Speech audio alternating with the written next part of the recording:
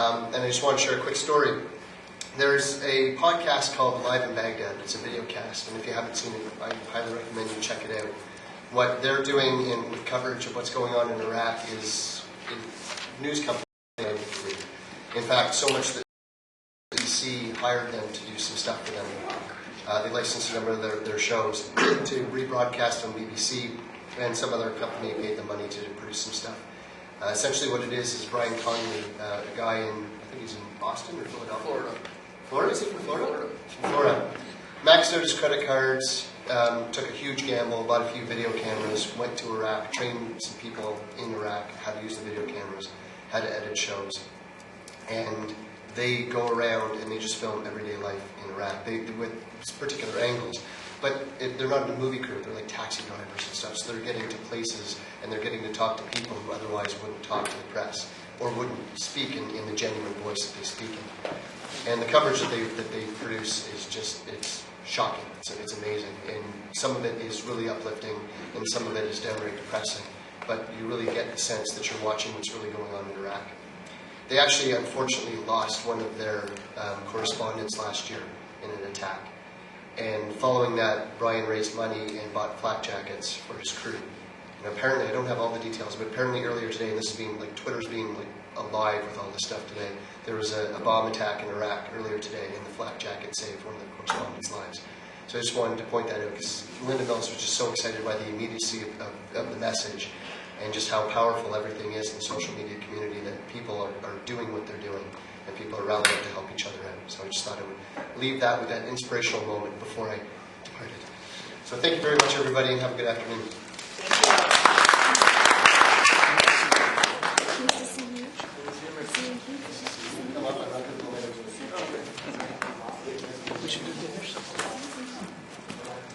Bye. I'll speak to you on the quiz next week. We've never have too many ideas. All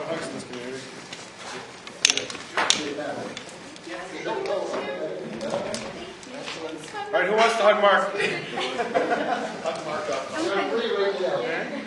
There goes. You're not going. Well, yeah.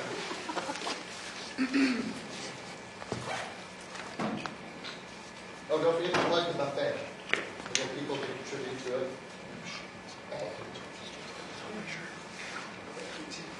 Yeah. I don't even know what we're doing.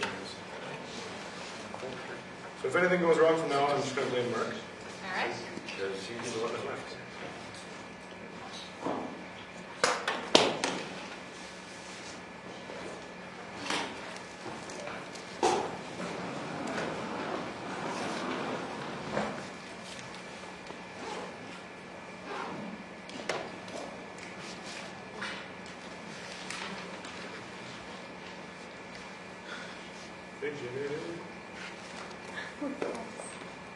We're still in the Wordpress. Oh, that's right. The woman in the green had a question. Oh, you had a question, and I include you on completely. What is it? RSS? Yes. Oh, yeah, that was me. Okay. Well, I've seen RSS. I went to this site where they have the daily quotes. Okay. And they say, okay, you can, if you want to have our daily quotes sent to your website, you can either have RSS or something else, and I just don't know what RSS means. All right, so let's, anybody else need to know what RSS is? We'll go over it. Yeah, no, I think you know. Okay, RSS stands for Really Simple Syndication. And the whole idea behind it is that, without even talking about technology yet, the whole idea is just a way to get updates. It's a mechanism, in other words, if you put an update to your site, you can go, or somebody puts an update to your site, you can go look at their site and see if there's something new, or you can have all that content in a file. And then when that file changes, you have an application that says, hey, something else has come up. Do you get an email sent to you? You like say can, you had new information on your website, right, and I wanted to know about it. Oh. If you had information on your site and I wanted to know about it, would I get an email sent saying that you had new information? How would that work? You could, because what happens is if my site generates an RSS feed, and then that can be used by all kinds of things. If you want to get emails when something has changed, you can have your email program or something set up to go and check and email you. But that's only a part of it. The idea is that you syndicate, and everybody syndicates the same way. Like, two websites don't look the same. The idea behind RSS is it strips out all the presentation layer and everything like that, and it's raw data. Okay, so in other words, my RSS feed is the same as Bill's RSS feed because it adheres to a standard, except for the content is different. Mine says Bob, and it says Bill, whatever. So the idea is that programs can be set up to go read that, and they don't have to worry about, well, on this web page, the text is down the left side, and on the other page, the content is really on the right-hand side. That used to be really a pain. So it takes all that out of it, and that lets you automate a whole bunch of stuff. So if you have an option of choosing RSS or anything else, should one always click on the RSS? One should do what they want, right? I mean, if I like RSS, if we look at my readers, these are the RSS feeds I'm subscribed to, or at least the ones that have updates recently. Okay, I don't go to these websites regularly anymore because Google Reader, which is an RSS reader, keeps track of it. If I take out the all, or if I put all, you see the ones that are gray haven't put anything in that I haven't read yet. So there's no point in me going to Grasshopper Factory website because he hasn't put anything up since the last time I read what he wrote. So I don't even need to see it because I've already read it. So if I look at, for example, the CBC news feed, top stories, that's an RSS feed. Whenever there's a news story from the CBC, it'll get added to their feed. And would you put key tag words that you would want new articles about? You can do that, but that's not really part of it. The idea is that the feed is essentially a file, and your reader just keeps checking this file for new things. That's all. That's the mechanism right there. So there's Google Reader. What else? Are there other programs out there too? Yeah, the Google Reader. I use Google Reader because it's on the web. So it doesn't matter which PC or machine I'm using. It keeps track. There's NetNewsWire. There's Bloglines. There's the two big online ones are Google Reader and what's the other one? Bloglines. Bloglines, eh? Those are online. There's both actually. The Bloglines actually integrates into it's NetNewsWire on the Mac and FeedDemon on the PC. FeedDemon is a wicked program too. I used to use it before, so I still have. Even Firefox, Yeah, web browser can do it by itself. Like these latest headlines up here, these are RSS feeds up here. They have live bookmarks. Yeah, they call them live bookmarks. Yeah, and Bob, just a good analogy for RSS feed for those of you who don't have any experience with it is it's kind of like subscribing to a magazine or a newsletter or whatever, and it's a way to find out whether there's something new to read, as Bob has said. It gets delivered to whichever inbox service you have, whether it's an online service like Google Reader, Bloglines, or whatever. You can have standalone programs that sit on your PC or your Mac that will check those feeds. As Bob says, they're they're just it's technically just a file that sits out on the server, and every time you update your information, it updates that file. The feed readers check periodically to see that whether the contents of the file have changed. It says, oh, there's something new, puts it up here and says, you've got something new in your inbox. Or in the case of Firefox, if it's a live bookmark, it'll show you that there's something new. There is a plugin for Outlook too that actually makes it seem like email. Yeah. It's just, Bill was just saying there's a plugin for Outlook. If you use that, a lot of people use that as part of the Microsoft Office suite and so on. I don't know if you noticed what happened here. It said CBC that there was 43 articles. All of a sudden now, poof, it's 44. There's something else. The CBC put something else on their feed of headlines. I didn't go actively find it. It's just there. So let's say, just to keep with the reading, the mechanism of reading, if I read all these articles and I'm happy with them, and this is just a headline feed, so there's not much detail, and you see the unread count here is going down, right? So the reader is smart enough to know that I've read these. I go down, down, down. Let's say I read them all, or I could just let's say I've read them all. Mark all as read, and then poof, CBC disappears because I have no unread items. I will not see those articles again. Sometimes you go to a web page and you see somebody's written. You go back 3 weeks later. Didn't I already read this? And that waste of mental energy you don't have with a reader because you can only view items that you haven't seen before. Especially for something like CBC where there's a lot of posts coming out. I remember way back when I used to read Slashdot before they kind of had RSS. It was all technology news. You used to scroll down to the bottom of the page and just look for the last one that you read and then start reading up the page again. With RSS, I subscribe to it and it just shows up. It shows me what I haven't listened to or I haven't read. Like I read Bill's blog, for example. Well, there's 2 things Bill has put up on his blog that I haven't read yet. So he's got a video for Podcamp and he's got another thing. So if I want to see that video, if I click on it, it'll bring me to Bill's page. And I'll see his blog post and his video. Depending on how it's encoded, you sometimes can even see the video in the feed. Yeah. But now here I am on Bill's site, and there's his demo video. So if somebody has a website with WordPress, they can have RSS and then WordPress. Sorry, WordPress is built with it in. If you start logging in WordPress, it's there. Okay, it's there automatically. Yep. Yeah. Which is nice. When we started podcasting, we used to have to hand out our RSS feeds. And Yeah. the other thing is the WordPress makes feeds for everything, every Yeah. category, every tag. Just you can point really customized feeds from WordPress. That's how I run Painless. multiple podcasts on the same site. I actually use the feeds for each of the categories, so that you subscribe to this category and you get these podcasts. Subscribe to this, you get these. So you have an idea of the so an RSS feed is basically the content of the website in a file that any program can, or any program designed to can understand and keep track of. And so now I've read both those articles from Bill. It disappears, then read count goes to 0. I will not see those again unless I specifically go hunting for them. Now, do you sign up for that at Bill's website, or Yeah, do when you I- add subscriptions there? When I was at Bill's site,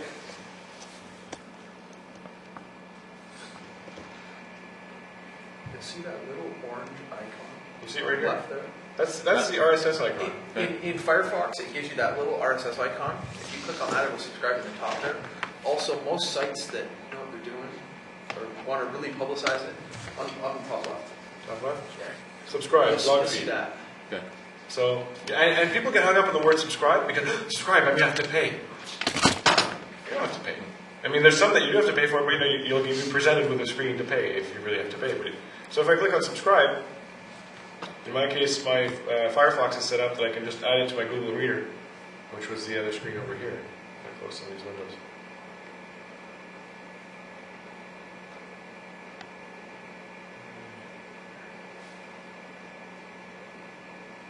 Oh, it's tabbed open. There it is. Okay. So, and it automatically adds it here, and then here you can categorize if I collapse these. So I follow the hat, or my news updates, stuff I'm involved in because I check my own feeds when I put something up.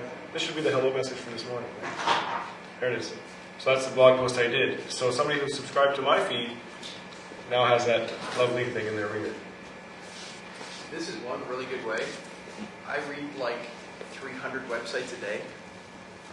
I only get the new stuff. There's no way I could actually do that without RSS. And I can keep on top of everything really easily. And it's not just blogs. RSS the idea behind RSS is syndication content, right? For example, everybody know what Flickr is? Flickr is an online photo sharing site and stuff like that. And I like to see my friends' pictures and what they put up and their kids and whatever. They have a feed. I have a feed set up of my contacts in Flickr. So I know, or I get to see right away. You know, like that's Derek Miller out in Vancouver. He's at Northern Voice, so he's put pictures of that conference up. Todd Maffin, a friend of mine. So these are all pictures. They're Flickr pictures. I get them from there. So if I want to see it, I can click on it and bring me straight to Flickr. I'm trying to think of there's got to be some podcast pictures in there. Is it valid for any website, or does it have to be only from specific websites, or blogs, or what have you? Anything. Anything. Anything that can be syndicated, which is almost any content, really. Now, a blog kind of website it just fits the mechanism nicely. It's almost automatic. Flickr, I guess they had to do some work for it. But anything where you can... yeah, so this is my... here... Got me some... Sage. Pictures of people's dogs. Yeah, what you might want to explain is that a lot of blogging software, a lot of blogging packages and so on, like WordPress or TypePad, my wife's podcasts are hosted on, or the show page notes are on TypePad. They have built-in capabilities for creating the RSS feed. It's technically XML code. You can hand code that. There are tools out there that will let you build the XML, and you can maintain it on. If you have just a website that you're not blogging with, you're not using a tool or whatever, you can create the XML file and have it linked off of your website and do it that way. There are some people who still hand code their RSS feeds because they want the control. And it used to be that you had to do it. It's a file of a very specific format that's machine readable. It's not pretty to look at. I could try to think if I can pull up an example. You can actually view source and Feed you? Feedburner. Feedburner? Or feed dog? Feedburner?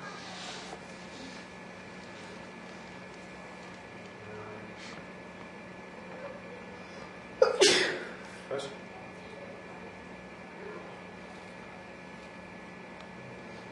Click on it.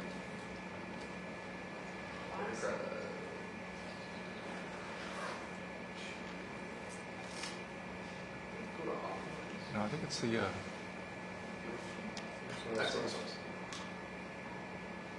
There is an RSS file. This is what FeedBurner or Google Reader or iTunes, if it's a podcast, this is an RSS feed. And we used to have to do these by hand because the software wouldn't do it automatically. So basically, it's like a database in a file. I'm not going to get too technical about it, but you have your header and your detail. Here's the article header, here's the content. So the whole first part is just information about what the feed itself, and then you have your individual items that show that. So not pretty to look at all, right? And so FeedBurner, what FeedBurner does, among the things it does, if you look at it, it does it browser friendly. So when people look at it, it'll look like a normal web page as opposed to that gobbledygook. You click on one of those two little icons up in the corner there, it'll actually take you to the page. Either the chiclet or the. I think it's the next one actually. That's good. It's going to. Safari. So far doesn't do that. Yeah. Anyways, the whole point being that you don't have to know it anymore. You used to have to know RSS, and that was like the barrier to entry was so high because it's, how am I going to code this? I'm not a programmer, and don't worry about it. The software does it, and all you have to know is that the mechanism is what you want to use. Technology now is moving more and more towards that. You don't have to know how it works; you just use it. And RSS is one of these things. So it's a subscription mechanism. Your software, or if you're using an online site, will keep track of things you've already read or already downloaded, and it'll alert you when there's something new as opposed to you chasing. Like Bill was saying, 300 websites. You can't do that with your morning coffee. Go and check 300 different websites to see if they've updated. But you can do it when you're using RSS. Any other questions? So RSS is the method that people use to subscribe to your podcast, and then iTunes is essentially a RSS reader. The term that came up is podcatcher, which is whatever. iTunes is basically an RSS reader with the intelligence to download the media file it finds and put it into the iTunes player. Right. I was going to ask a question about alternatives to iTunes. Do you use that for now, or? Alternatives to what? iTunes. Other For downloading Juice. Yeah, Juice is good. Are you PC based? Either or. I basically want to have an answer. Like when someone asks me, like, "Hey, how do you get your podcast? What's the easiest way to get your podcast?" The easiest way to get your podcast is where the answer is not iTunes.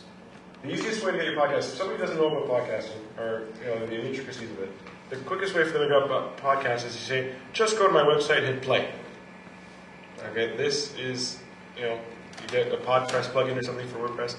You don't have to know about RSS. You don't have to know about podcasting. You say, "I do radio on the internet. Here's my website. Click play." And like 80% of people that listen to podcasts still do just that. I do that. I'm a podcasting geek. So I've been at this since 2004, but I work at a desk all day and I have 2 PCs there. So I download or whatever. I'm still subscribed, so it's in my iPod if I happen to be on the road. But I just hit play on the website and that's it. So that's really the main way. Yeah, Google Reader will keep track of the stuff that you haven't seen, read. And if Google Reader will actually go in for audio, it puts a nice little tagline at the bottom, and you can hit it'll open up in another window where you can listen to it there too. Right? Yeah, let's see if So does Zoom have the equivalent to iTunes? Yes, Yeah, there's there's a a marketplace store, now, yeah.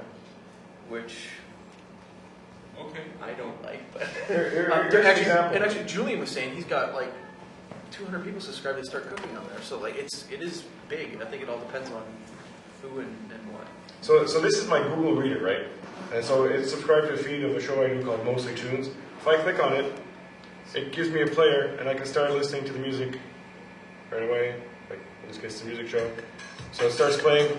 I don't need to know about the mechanism. If I go to the website, So, like, what I'm wondering about though is for the slim number of people there who don't have an iPod but have some kind of MP3 player, what's the answer for them? Juice is probably Juice that's is fun. the best one. It's an open. It's open source. Yes. Doesn't WMA, the latest, or yeah, Windows Media Player, doesn't the latest version do that as well? Synchronize with you? Windows, oh yeah, Windows has it? I think it does. So this is Juice. It used to be called iPodder, and then they changed the name because they thought they were going to get sued. So it basically does the same thing as the iTunes subscription mechanism, but it doesn't force you to use the iTunes software, which can be a bit heavy. So you just say, here's where I want to subscribe to, and here's where I want the files to go. And you run that. So what directories? Should we be listing in iTunes and Juice and Podcast Pickle? Every and directory you Podcast find. Addict? Honestly. But what about, like, there's some of them is clear that it might not be your target market. Like Is that really for you to decide, though? I'm an IT guy. Okay, well- No, but this is just Yes. marketing. If we put on our marketing hats, I'm an IT guy. I'm a father. I like playing hockey. I shouldn't want to know anything about knitting, but I enjoy pearl diving. So should she lose a list there because of that? What I'm trying to think of is I am going to try to get sponsorship and sell commercials. And so there are clearly some directories that I've looked at that have quite a bit of sexual content. Oh, yeah. And the market looks like it's different. And I'm targeting predominantly women. I would love it if men watch the show too, but I'm targeting predominantly women. Right. Do my advertisers want to be affiliated with some of... Directories, remember, directories don't influence your content, right? Directories like a phone book, right? So do you want to not be in the phone book because there's porno theaters in the same phone book? But if it ends up being a more... And actually, phone book, but then- actually, an extension of that is, as your show lives on the web for an extended period of time, it will end up in directories you've never even heard of without any involvement from yourself. Really? Yeah, There's because actually directories that crawl for content. So like if you get it listed on CanadaPodcast.ca, Yes. there's other directories that will crawl CanadaPodcast.ca for new sites, and they'll get put there. Yeah, So- I was talking to Michelle Sullivan about this earlier, and about directories that you want to get listed in, and directories you don't want to get listed in because there's a lot of them out there now that are basically they, as Bill says, they farm for content, and the reason they exist is to generate traffic through their website to get advertising revenue for them. And that's why So- they always want new stuff on their site. They're Exactly. actively looking for new stuff. but you can't really do anything about it, right? Yeah, Like you can actively not I register maintain- with them, but they're going to troll for you anyway. Yeah, I maintain this directory, and as part of what I do is I put out all the work I do on this. I put out on a Creative Commons license. And yours gets put into the one that goes into Juice, does it not? Through It used to. iPod.org. It used to. It still updates on it might- iPod.org. Yeah, well, I'm still there. Yeah, so it might. Yeah. It'll show up in Juice then. Before iTunes, there was this web of directories that we were part of. And so. Hi, Bob. Can you please list some of those good directories that we should be signing up to? I would say if you're in this room, this is a good start. Other than CanadaPodcast.ca. In addition to... In addition to, as well as... Here's some credit here. I mean, geez. No, yours is the best, of course, but you know That's the just other... a no-brainer, right? That's a given. Bob, you should put those in the list of things to post as well on the Yeah, wiki. it's good. We used to have this kind of weird thing, a hierarchy, where, well, even before Bob ran it, CanadaPodcast.ca would actually get listed. If you went to iPodder.org, it was kind of the parent, and they actually went, and because we use RSS, it could actually go down the line. So what we would do is submit to CanadaPodcast.ca, and it would automatically flow back up into iPod.org. Yeah, when they first set up the iTunes music store podcasting existed before Apple and iTunes. People forget that. When Apple set up their directory, they started with this. They took our directories and put them in there to get something people would find. Now, some podcast directories, you have to be careful because they only want your content to do the advertising. Now, if I'm going to have advertising incorporated Well, there's different. There's podcast directories, and then there's podcast aggregators. Podcast aggregators will actually assemble all the content and present it on the screen, and then there's podcast directories, which are just basically listing. I mean, LibriVox. I can't make any money with that link, even if I want to, right? Because I don't have his content on my site. I just have a link over, and if you click on that, you end up on LibriVox, and then he can make money on it. He doesn't, because that's not what that site's for. But Please don't even suggest that as a possibility. that's why I picked LibriVox, because Sean.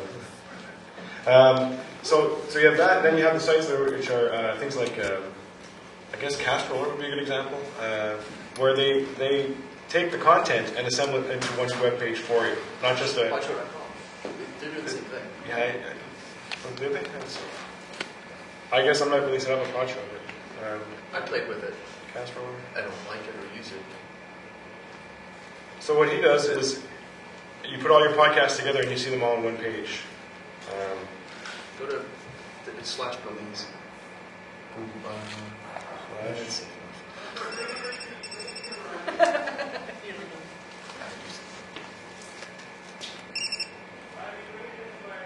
So is this somewhere? So see, now this one, he's actually got the content. He reads the RSS feeds and he displays the content on this site. So it's not. This isn't. There's a directory function on this site, but it's also an online aggregator because it shows. This is the stuff I'm subscribed to. Down the center is actually a list of podcasts, and on the left is actually episodes. So this isn't really a directory. So I just wanted to clear that up because and I probably clouded it more than anything. So would I want my podcast to be here? It'll end up here, I think, no matter what you do. Because.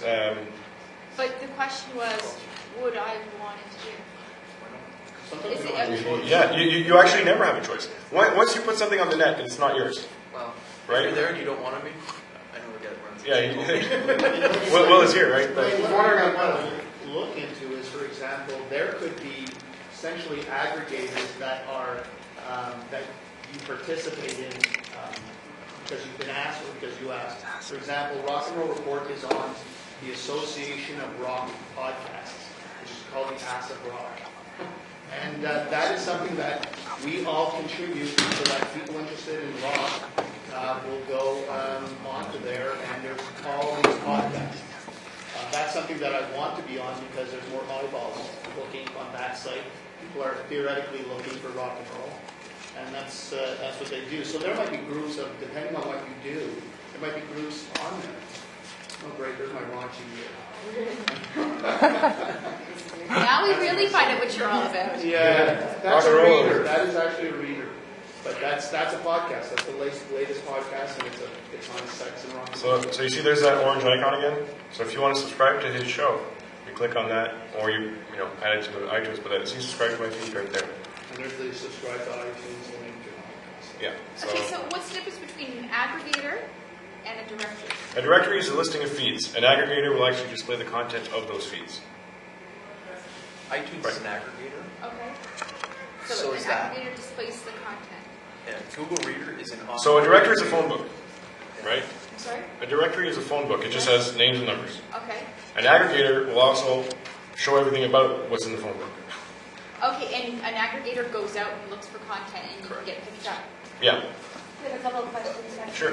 Right, so in regards to keeping the directories up to date, when you were in the PodPress part of WordPress there, Yeah. notice a bunch of logos going across the top there. When you post a new podcast through PodPress, is it automatically updating those, like Blueberry, Podcast Ready, all those at the top there? Or do those directories just read my feed whenever they decide to? Do they? So I'm sorry, I'm curious how the like if I publish a new podcast through this Podpress, is it going out to all those directories and saying, hey, I've got a new episode up, update your stuff too? No. Or no? It will not update directories. It will update the aggregators, which are basically readers of the feed. Most of those directories also have stuff that will show the latest stuff in the feed. Blueberry does their podcast ready. Yeah. Like Gavin Podcast does. So They all kind of do both. So do we have to go and upload for every new episode? No. They look at your feed. So they're just What you do is you go to the directory sites and you say, here's my show, The Art of Whatever, and here's the feed. Okay, so they And then you walk away, subscribe to it. and whenever you put something new, if it has an aggregator function over there, it'll check automatically. You forget about it. You walk away. You just say, hey, it's over here, there's my feed, and you walk away.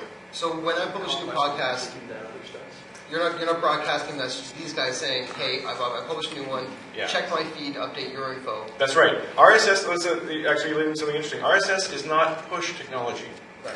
You're not telling people you put, it's pull. When people are ready to find out if you have new stuff, they'll check your file. Okay. So like Google Reader will check every 3 minutes or something. iTunes, you might check every hour if you have a new episode out or something like that. So it's really, it's a pull technology. Right. And that's key. That's key because the people are subscribing. People want your content. It's not being foisted on them. And that's the difference between the subscription and spam for all intents and purposes. The people that listen to Rock and Roll Report want to listen to rock and roll. I mean, they're not being forced to do it. But when they subscribe, all the grunt work is done for them. It's automatically sent out. They get that stuff. They're allowed to listen to whenever they want. It's like TiVo for audio, essentially.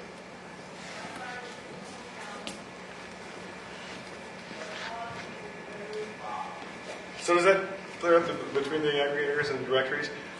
Directories, there's the main ones. There's iTunes, CanadaPodcast.ca, Podcast Alley it's called. There's a list of directories. Podcast Pickle is a good one. Gary's at the site. You're probably going to spend, I don't know. Let's say about 20 sites. You're going to put when you first put your podcast out, you're going to submit your show to every directory you can find. Because what are you looking for at this point? You're looking for an audience. You want people to hear what you've done. So you're going to submit it to 20. It'll end up on 60 over time. But basically, Same as get your search results on Google. yeah, you want to put yourself out there. There's actually, I don't know if it's Podcast Wiki or something. There's No,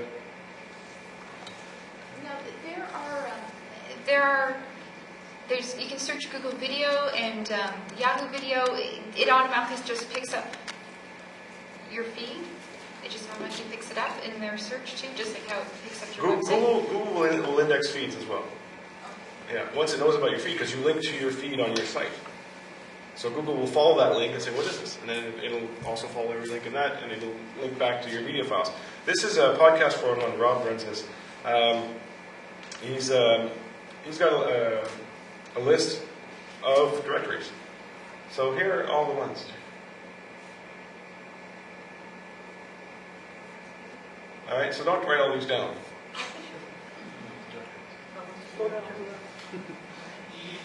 All right, so these are the ones that he's put in. There are at least this many more again. So if you really want to start with a big bang and build your audience, you sit down with a nice bottle of wine and you spend an entire evening submitting your show over and over again to all this stuff. iTunes is probably where you're going to see the most traffic. Yeah. And if you go to CanadaPodcast.ca, that's probably a good way. If you want to submit it to iTunes, CanadaPodcast.ca, because a lot of people, nobody's going to find it in iTunes. None of the other directories will find it from iTunes, but they will from CanadaPodcast.ca.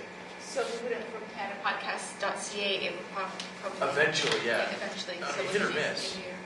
It could not show up on one of them. You never know. Because there's money to be made with online advertising, if you do it enough, right? Like Google AdWords and things like that. So what they want is they want content.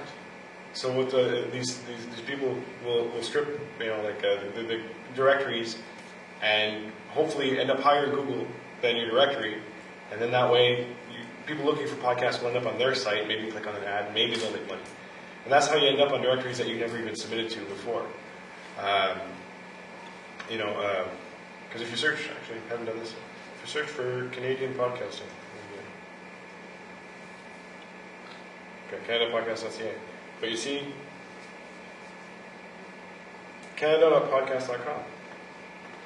This guy, not evil because he's allowed to use it. I put the file out there. This is the CanadaPodcast.ca directory that he presents in a different style.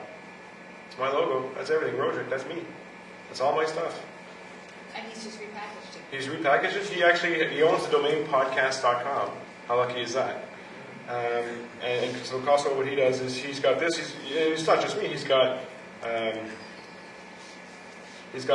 like the old directory used to, the iPod directory. He's got every file. So he's got like 52,000 podcasts listed. Doesn't mean they're all active. Doesn't mean they're all valid. But he's got a huge listing. So he's also the fourth one down for Canadian podcast. So I didn't give him my stuff. He took it, and it's okay. That's fine. There's nothing wrong with what he did. I put my stuff out in a Creative Commons license for that. My goal for the Canadian directory is for people to find those shows. So I don't care if they find it through me or indirectly. But my whole point with that is that once you put something on the net, say goodbye to having control over it, right? That's If you delete it, it's still there. Yeah, you can't delete anything off the internet, right? So it's like... How many people make money podcasting? Or even selling advertising or seeking sponsorship? Good question. If you want a podcast to make money, now you're not picking the right thing. There's a lot of easier ways to make money than podcasting. Can you make money podcasting? There's some guys doing consulting, podcast consulting, because the idea with podcasting is anybody can do it. But if you can take that concept and you can tie it into a corporate marketing plan, or you can tie it into a product launch, or you can tie it, you can add layers of intelligence over, interpretation over the technology. That's where you can make money. If you're a radio guy and you make money doing voiceover work, well, a podcast is a phenomenal way to show off your voice. So you're not going to make money. Nobody's going to pay to hear your podcast. But the guy who's looking for a voiceover artist and listens, I'm going to hire this guy. So, that's, directly making money. I don't know. There's some people doing it, I guess, but it's a very, very small minority. Well, and you also have to be careful. Making money as a full-time occupation versus making enough money to cover your costs. I mean, I essentially make enough money to cover my costs. Where's is it advertising based? Like well, right now it's mostly Google AdWords and some affiliate stuff like CD Baby and places like Okay. that. But I've actually been approached for sponsorship and advertising. I've yet to figure out exactly what to answer them with, so I held off. But I mean, it's not a full-time job, but at least you can cover your costs. Yeah. But if that is your sole reason to do it, you better be careful because it takes a hell of a lot of work. So you better be passionate about whatever you're podcasting about. And then, like they say, the money or whatever will slowly filter in. But it's just a lot of work, and time is money. You're putting the time into it. So you'll make money a lot quicker and easier selling pens at the flea market than a podcast. Yeah, exactly. We did advertising on buffet last year because we partnered with TD Bank for our conference, Podcasters Across Borders, that we do in Kingston. And we didn't, it wasn't a huge money-making deal, but we had support, financial support for our conference. It costs money to put on conferences. And so we did a sponsorship, an exchange. We mentioned their promotion that they were giving away iPods, and they gave us money to help put on our conference. And did we make money from that? Well, I guess theoretically we did, because we ended up with money we didn't have in the first place. Could we have lived off that? No. Oh, Campfire Show. Yeah, that's right. A couple of years ago on Campfire Show, we did HBO promos. HBO decided they wanted to reach out to podcasting to try out this media and see what kind of buzz they could generate. And so they picked, 15 shows or something? And Campfire Show was one of the shows, and they said, here, we're promoting this show called Big Love, and here's the points you want to hit. Here, the actor's name and when it's on and whatever. That was cool because it wasn't just here to play this ad. Yeah, no, it wasn't a canned radio ad. It was just here's the information we're trying to get out. Do whatever you want. And so they gave us carte blanche, and we could do whatever. So I grabbed the guitar and I made up funny songs about this show I was bound to hate. But they liked it. So. But we used to play it for 2 months. Yeah, 2 months. However many shows we did within a 2-month period. Yeah. And what was the listener reaction to that when you ran the ads? It was very similar to the film. Because it was funny and it was just really crazy. because it wasn't a canned ad, right? It was just it was us talking about this thing, but we were very open about it. Truthfully, after about say hearing it the second or third time, Like because it was three or post four shows. because it was post roll, I could easily skip. So But for that, I think it was maybe 4 or 5 shows that actually had it in. Because we were debating, I was like, do we really want to do advertising, and do I agree with the show? It's about polygamy, and it's on TV now. I don't know if you've seen the big show, but it's like, I don't know if I like this. So we did it, and we did it for 2 months, and we made $50. So was it worth it? No, it was an experience. We tried it. Now, if somebody wants to advertise, it's like, okay, like you can give me more than $50 because otherwise it's a lot of work for $50.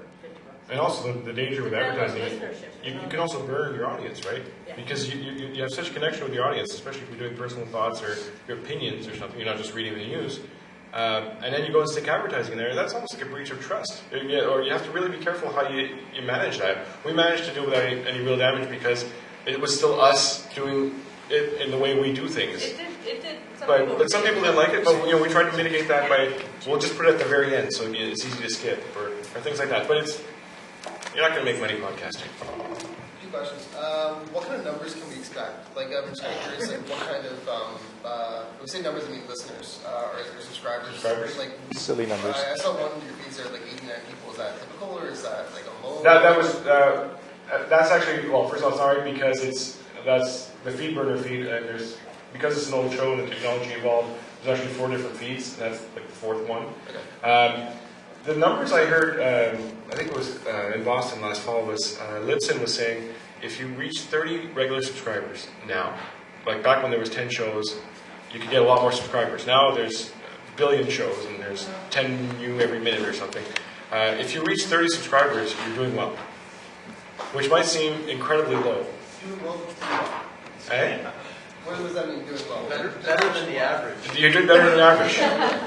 Because you're in the top 50%. That's what it sounds like. Yeah, because remember, like you're saying, what kind of numbers can I expect? I still don't know what you're going to talk about. Okay. Right? I guarantee you, if you're going to talk about sex and you're going to have a hot voice of a female with a picture of huge iPods, you're going to. And then the podcast, it has to be like 2 movies in a row. Yeah, that's a great example. Why do you think all the daily news video podcasts have female hosts? Truthfully. Well, Yeah. so, okay, sorry. So part B, to attract like HBO or something like that, what kind of numbers would you need to get their attention? They don't look at me anymore. Yeah, that was kind of a broken thing. Kind of numbers. Again, what kind of numbers do you need? You can't sell it like radio, right? Because, and discussions I've had with companies and stuff on advertising, and radio looks at, well, how many thousands of listeners per quarter hour? You know what? That could be the radio on in the kitchen when somebody's, doing laundry or something. And if you get 5 listeners and you're interacting with those 5 listeners, yeah, but I think that's where it's at. This Week in Tech would be a good example where they've created a community and they're able to get real sponsorship, right? And they've kind of proven to be, the future of online media. But if you're trying to sell soap, you're not going to go on This Week in Tech, right? Agreed. But if you're selling sound cards or video cards or PC equipment or computer gear, that's where you want to advertise. So that's where the cost per thousand doesn't matter anymore, because that 1,000, you never know really what it is. You have demographic ideas. But if you have 50 listeners, which are knitting is a phenomenal example again. You can have 50 people who knit. How hard is it to find knitters if you don't? And you can't spot them in the if street. you have a company that sells knitting supplies, those 50 listeners mean way more than 1,000 listeners to any other show. I want to give the Chris Penn example. I'm going to steal this from him. You're watching Chris.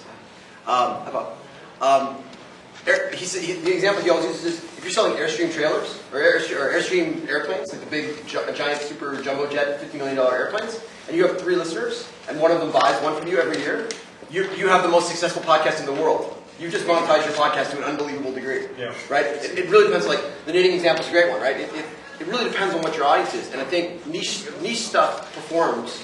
If you've got a general music podcast, you need to have thousands and thousands and thousands of listeners. If you have like a targeted techno in Toronto, and you have 45 guys who are the top 45 guys that are going to get 1,000 people out to a club because they're all hooked up with all the guys that are, hey, you're a huge success. Yeah, so our opportunity here as targeting niches is that the value of our advertising could be greater than these mass media. Absolutely. That's it. That's exactly it. So I'm kind of curious, I want to get a sense of how many people do we need to when we start getting this kind of interest from advertisers?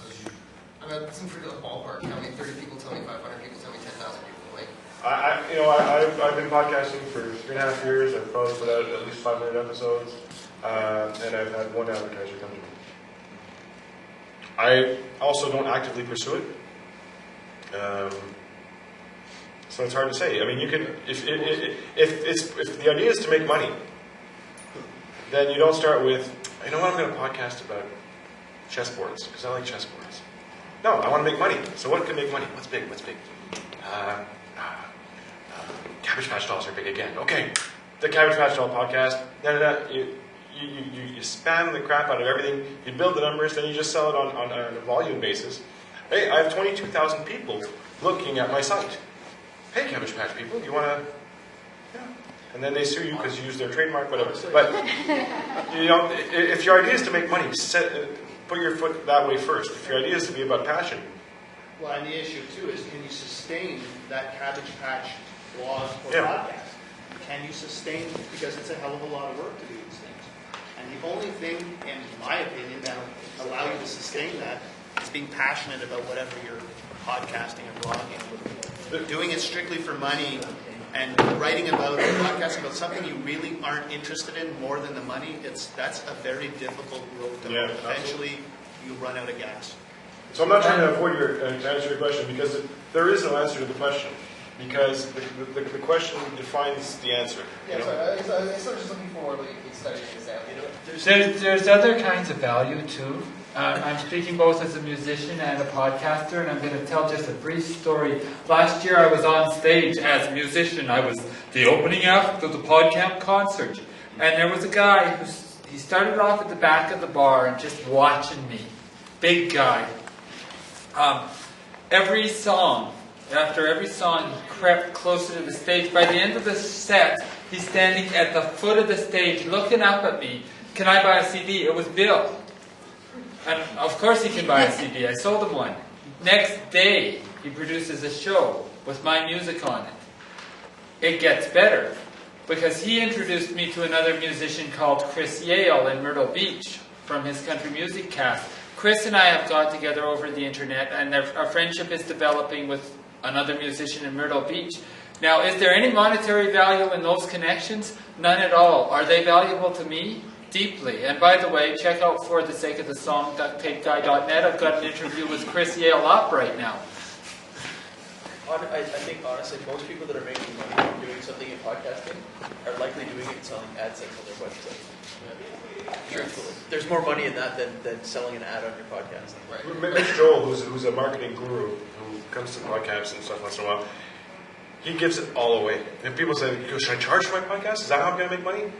Be an expert. Make yourself recognized as an expert in something, and use your podcast to enhance that, to make your presence that much stronger. And then don't let them pay for your podcast, let them pay for you. The podcast should be the value add, if anything. That's really what it is. It's the added value to this other stuff that we do. Like Sean, I mean, a lot of these musicians, like Uncle Seth, they do a podcast to promote Uncle Seth. They're selling his music and giving it away because they're podcasts. That's all right. You can listen to and get to know them. I have a very simple question. The use of the word pod, is that legal? Absolutely. Pod existed way before Apple. If you're a musician, you know that there's guitar effects called pods that have been on the market for a long time. Apple, it was rumored at one point that Apple was going after anything called pod something, but they're not. They can't sue peas, right? Peas come from a pod. Whales. And so that's the word. I don't like it personally because it makes people think that they need an iPod to hear my content. Did you ever say netcast? Do you prefer to use the word netcast instead? No, because then people say, what the heck? I say internet radio. And if they know what podcasting is, they can, it's radio. I do audio, I don't do much video. I do radio, it happens to be on the internet. The internet now, people are finally at the point where everybody knows what the internet is, even if they're not living online. And they know what radio is. So if you go to buy a bag of peas, you're not confusing it with Apple iTunes or iPod. You're going to use a guitar thingy, you're not confusing it with an iPod. I'm not asking just to be an idiot, because I have a... Because you're looking at the context of which is... No, I have a web domain called Mopods. Okay. And I've always wondered, I just have it, so I was just wondering if I went out to commercialize that. I'm not selling bags of peas. But I don't have I'm sure if you put out an MP3 player called Mopod, you might get a phone call. That's exactly but if, there's Pod Press, there's Pod Show, there's all these pod companies that are directly involved in podcasting. If anything, they want you to use that word to associate it with. As long as it's not something for an iPod.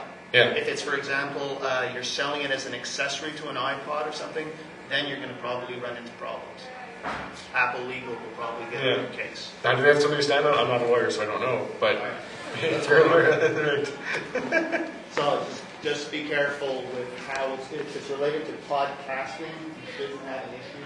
If it's related to the iPod product, you might want to vet that whether you're legal before.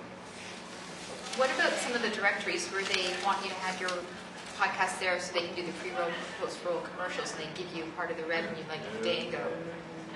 Yeah, I've been wary of it because I don't get control over what's in a commercial. I may not like it. Some of the people that started off at Pod Show had that problem. Some of my best friends in podcasting have their shows have pre-roll put in. And despite the fact that they're some of my best friends, I skip their shows.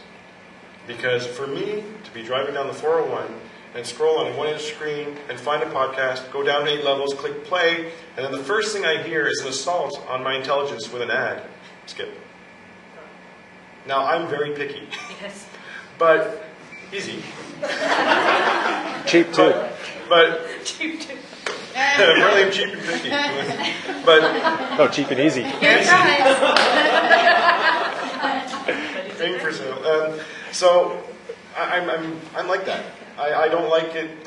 First of all, I tend to not like marketing to me too much. I push back hard on that. So for me, the kind of advertising that works is the old style radio advertising, where the host would be hosting the show, and all of a sudden he goes, "Well, now I'm not going to talk to you about this," and you know it's an advertisement, but he's doing it. He's using his own words. He's tying it in, and then he goes back to his topic, and it flows. When Pod Show put out that really big pre-roll ad that they had a while back, but now it's just a short little 10-second clip. It's not. I mean, people don't like it. But, they actually came out with it was like a 35-second ad. The day later, a whole pile of people were going, okay, well, if we do this, we can actually skip over that ad. Because iTunes actually allows it. You can, in a playlist, go through and say, okay, just start playing 35 seconds in. People within a day, there was scripts online to do it automatically. Yeah, so people would actually develop code. They say, if any program came from Pod Show, because the podshow.com domain, it would automatically skip the first 35 seconds. Oh, you've really done a favor for your advertiser there. Thank you. You put everybody's message in the same spot. At least break it up. Insert it automatically at 3 minutes on this show and at 4 minutes at that show and 9 minutes over here. You're still going to piss people off. And if you're going to get paid to talk about a product inside your podcast, tell everybody you're getting paid to talk about Absolutely. the product. Because, man, we can get called out on that. Just out of curiosity, going back to audience, in terms of the 3 biggest Canadian podcasts, who would they be? 3 biggest Canadian podcasts. Or 3 most Sage popular? is huge. You have a big audience. Yeah. Just one more. Just One More Book is actually huge as well. Yeah. Spark, okay, it's put out as a podcast. It has a podcast feel to it, but it's paid for by the CBC and our tax dollars, and it's a radio show. So it has a podcast feed, and you can subscribe to it, but it's a radio show. CBB. Buffet has good numbers. Yeah. So in terms of numbers, what is that? This whole thing, like, people have this hesitancy to share numbers because apparently we're all hanging on to trade secrets or something like that. Buffet will see our peak is around Podcasters Across Borders, which is our conference. So people who are coming or want to know about the conference, they listen more attentively and get more downloads. We'll get several thousand downloads per episode around that time. Before Christmas, there's dip. In the summer, after the conference, we actually don't put out new content because our audience drops by more than half. People on vacation, people are away, whatever. But after Christmas, people get iPods. Oh, yeah. First week of January, your numbers go through the roof, and then it comes back down again. And so the beauty part about everyone getting an iPod is they install iTunes, and by default, iTunes has a little podcast thing, like selection on the side. Yeah. And everybody's like, what's this? Click. And yeah, so the numbers, they might be higher. I only know my own, and even that, I've stopped really keeping track of my stats. The only reason I kept track of Canadian Podcast Buffet is because I had to answer to an advertiser who was saying, how many people have seen my badge? Well, okay, this many thousand people saw your badge. So, I don't know. It's So under 5,000 is a good number for Canadian podcast? 5,000 would be an incredible number for per episode. That's good. I would say there's probably less than 20 podcasts in Canada that get that kind of number. Shay, any thoughts on that? Talking about CBC as well, right? Well, yeah, CBC is obviously a different thing, right? I'm sure Spark gets National Arts Centre in Ottawa. The orchestra, National Arts Centre Orchestra, has a lot of subscribers, and it's a podcast. It's obviously a podcast. When you're talking about advertising, and this doesn't apply to marketing or people who want to make money podcasting, which I personally don't believe is possible, but think about how much you hate ads. Think about how you have your TiVo that cuts out the ads and how much you appreciate that. Think about how you tend to mute the TV if the ads come on. Make a podcast that you listen to. And if your podcast is filled with, buy, go to Best Buy and get a new VCR, whatever it is, you won't like it and your listeners won't either. I don't do any advertising on my show, and that's because I hate advertising, and I wouldn't listen to a show that had advertising, so I don't do it. But I'm not out there to make money. So, something to think about. And also, don't try to emulate radio. You have this wonderful, completely new venue that you can do anything you want with. You can make a show today that's 3 minutes and tomorrow it'll be 25 minutes. You can do anything you want. Don't try to be the CBC or 101.1 FM. Don't do a disc jockey voice. You don't have to do any of those things because you're free to do whatever you want. And if you're passionate and if you're doing something that you would listen to, you will get listeners. To your point about not following the rules of radio, though, I think that might be an opportunity to do advertising in ways that we haven't kind of seen before. For example, would be This Week in Tech, which is a really popular technology weekly roundtable. One of their big sponsors right now is Audible.com. And they work it in as almost like a segment on the show. So they talk about Audible for a second, and then they have all the guests on the show run down their Audible pick of the week. So there are ways to work in advertising, I think, that we haven't even, no one's even explored yet. And there are ways of working in that don't even feel like advertisements. And it's also, that's adding content. There's also, Audible has a badge on the website, right? So it's not a single product thing like radio is where you get the canned spot. It's always part of the package, right? You're going to give them, you're going to mention it on your show. You're going to give them a badge or impression on a website. You might include a link to them in your RSS feed if if they really give you a lot of money. You can actually have ads in RSS feeds. That's a big debate right now. That should be even tolerated, but some people do it. One thing I can say about that, and we've all been through this, we've all thought, oh my gosh, this is a fantastic technology, there's so many different ways of doing it, we're so fed up with the canned way of doing it. We could be thinking that, but the advertisers aren't. The ad agencies are not ready for this. They have no idea how to calculate where their dollars are going, if it's worth it, if it's not worth it, if people are buying the product because they listened to the podcast or because they saw the TV ad. They like the way the radio does it, they like the way TV does it, and they like the way print does it. To go outside of that box for them, they can't track it. So they just haven't designed a pay structure for this digital technology. And none of us have the experience to do it for them.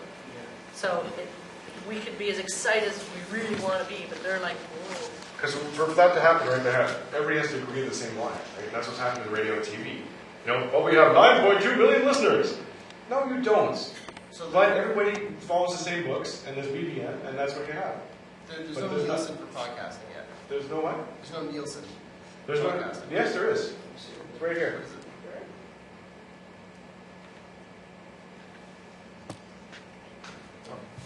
There you go for podcasting. Really? Why? I want tech podcast. No. Nielsen ratings as in, like, this show had this many viewers on this night between these hours and this night. You can't do that. You can have download statistics, but downloads only who listens. Right. And then we're talking about caching and all that stuff. But seriously, that's old mentality. Yeah. Bob, there's a question over here. Oh, I was going to wait till you're finished. Like right now, Podcamp Toronto, you get like 400 people signed up. You probably have at least 400 different possible business models with this.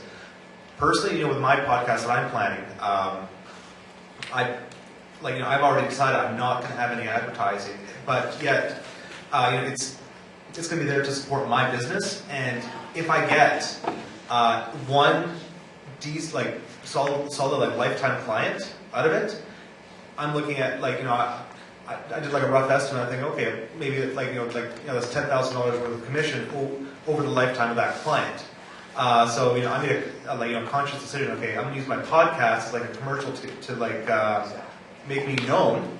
I'm not going to put any advertisements in there because I want to stress that I'm going to talk about these, in my case, financial products and being unbiased. I'm not going to have any commercials for them. I don't want any commercials for some product that has nothing to do with it because personally, I don't like listening to commercials. So I don't want any useless commercials as well. But it's like the Consumer Reports magazine. They purposely don't have ads in there because they want to be like that. But they're selling themselves to. Are you in mortgaging? Is that why you? That's one thing, yeah. So you're offering. So you're basically giving information to clients so that it's almost like giving. It's almost like sending a newsletter around. Exactly. So you are the product. Exactly it. So it is like a commercial saying, like the whole thing would be this is Angelo, the financial advisor. He's giving he's giving me I'd be giving information about say for investing, insurance, or whatever. I want to stress to be unbiased, and then hopefully, if 1, 2, whatever listeners say, it's time for me to buy a home, let me give this guy a call, and it goes from there. That's just one out of probably thousands of possible different business ideas. Okay. For podcasting. I just came from a session where there's a fellow from Channel 4 Buffalo, and he was saying that now they sell more ads on their website than they do on their television. So I just see that eventually it's going to get there. I mean, they can track how many clicks and how many hits they get on their website. Web advertising is huge. And I just think, it's just sort of a matter of time till things start to settle out. But I thought that was a very interesting thing, that they've hit that threshold and now they're selling more ads on the web. And newspapers, I think, are seeing the same thing as well. Yep. Like newspaper ad, who still uses classified ads? Now you go to eBay now, or you go to Kijiji or one of these sites. Craigslist, it's free. Sofa. Please come get it now. Your sofa's gone in an hour. You can't do that with a classified ad. So that's where we have somebody over here. Okay, I think you're going to have to come over here. It only starts so far. Speak up. I was just going to say a comment in reference to traditional advertising. I think it also depends. I know a lot of advertisers, because I'm in the market, more in entertainment, but they're always looking for free ways of YouTube. The whole thing was Garnier, they did this whole, they didn't tell you it was subliminal in the message. And it was really interesting that they were finding free ways to advertise. So I think it actually is very non-traditional now. They're always looking for ways to get hits, not doing traditional print, not doing television. I work for the Canadian Film Center, and we're always looking for social networking, online. So if it can be free, obviously we're going to do that first. And then second, then we'll say, okay, well, what's a traditional, like Mandy.com or whatever the industry? So I think to whoever's website or whatever, I think there is actually a lot of potential in you advertisement and actually trying to get away from traditional, especially if there are viewers and hits and so forth. And if you can link it, like we're always looking for Canadian artists, so of course it's not selling a traditional product. So it's good to actually link up with, different podcasts. And that's the big point you raised, the link up. Why is Facebook worth $1 gazillion? It's not because you're on it showing pictures of your dog. It's because with you put your favorite movies on it, you put everything you like, you've defined yourself, and you say who all your friends are, who probably think the same thing you do. So if you're trying to sell something to that kind of person, you just found them. That's what Facebook and marketers treat. I heard an interview last week from the creators of MommyCast. If you go to mommycast.com, they have sponsorship from Dixie Cows, and their listening audience is 2 million. I think 2 million a month or something like that. Downloads, yeah. So you see it says proudly sponsored by Dixie. And they had a couple of episodes on March of the Penguins. Yeah, so they have a husband who's very active in the advertising industry. Yeah, and their revenue, he was saying they made over $1 million in sponsorships in 1 year. So that's that's one model. Another thing I saw was if you go to problogger.net, this is like trends I'm seeing online. Or is it blogger? Blogger with an L. Oh. Yeah. It's a trick word.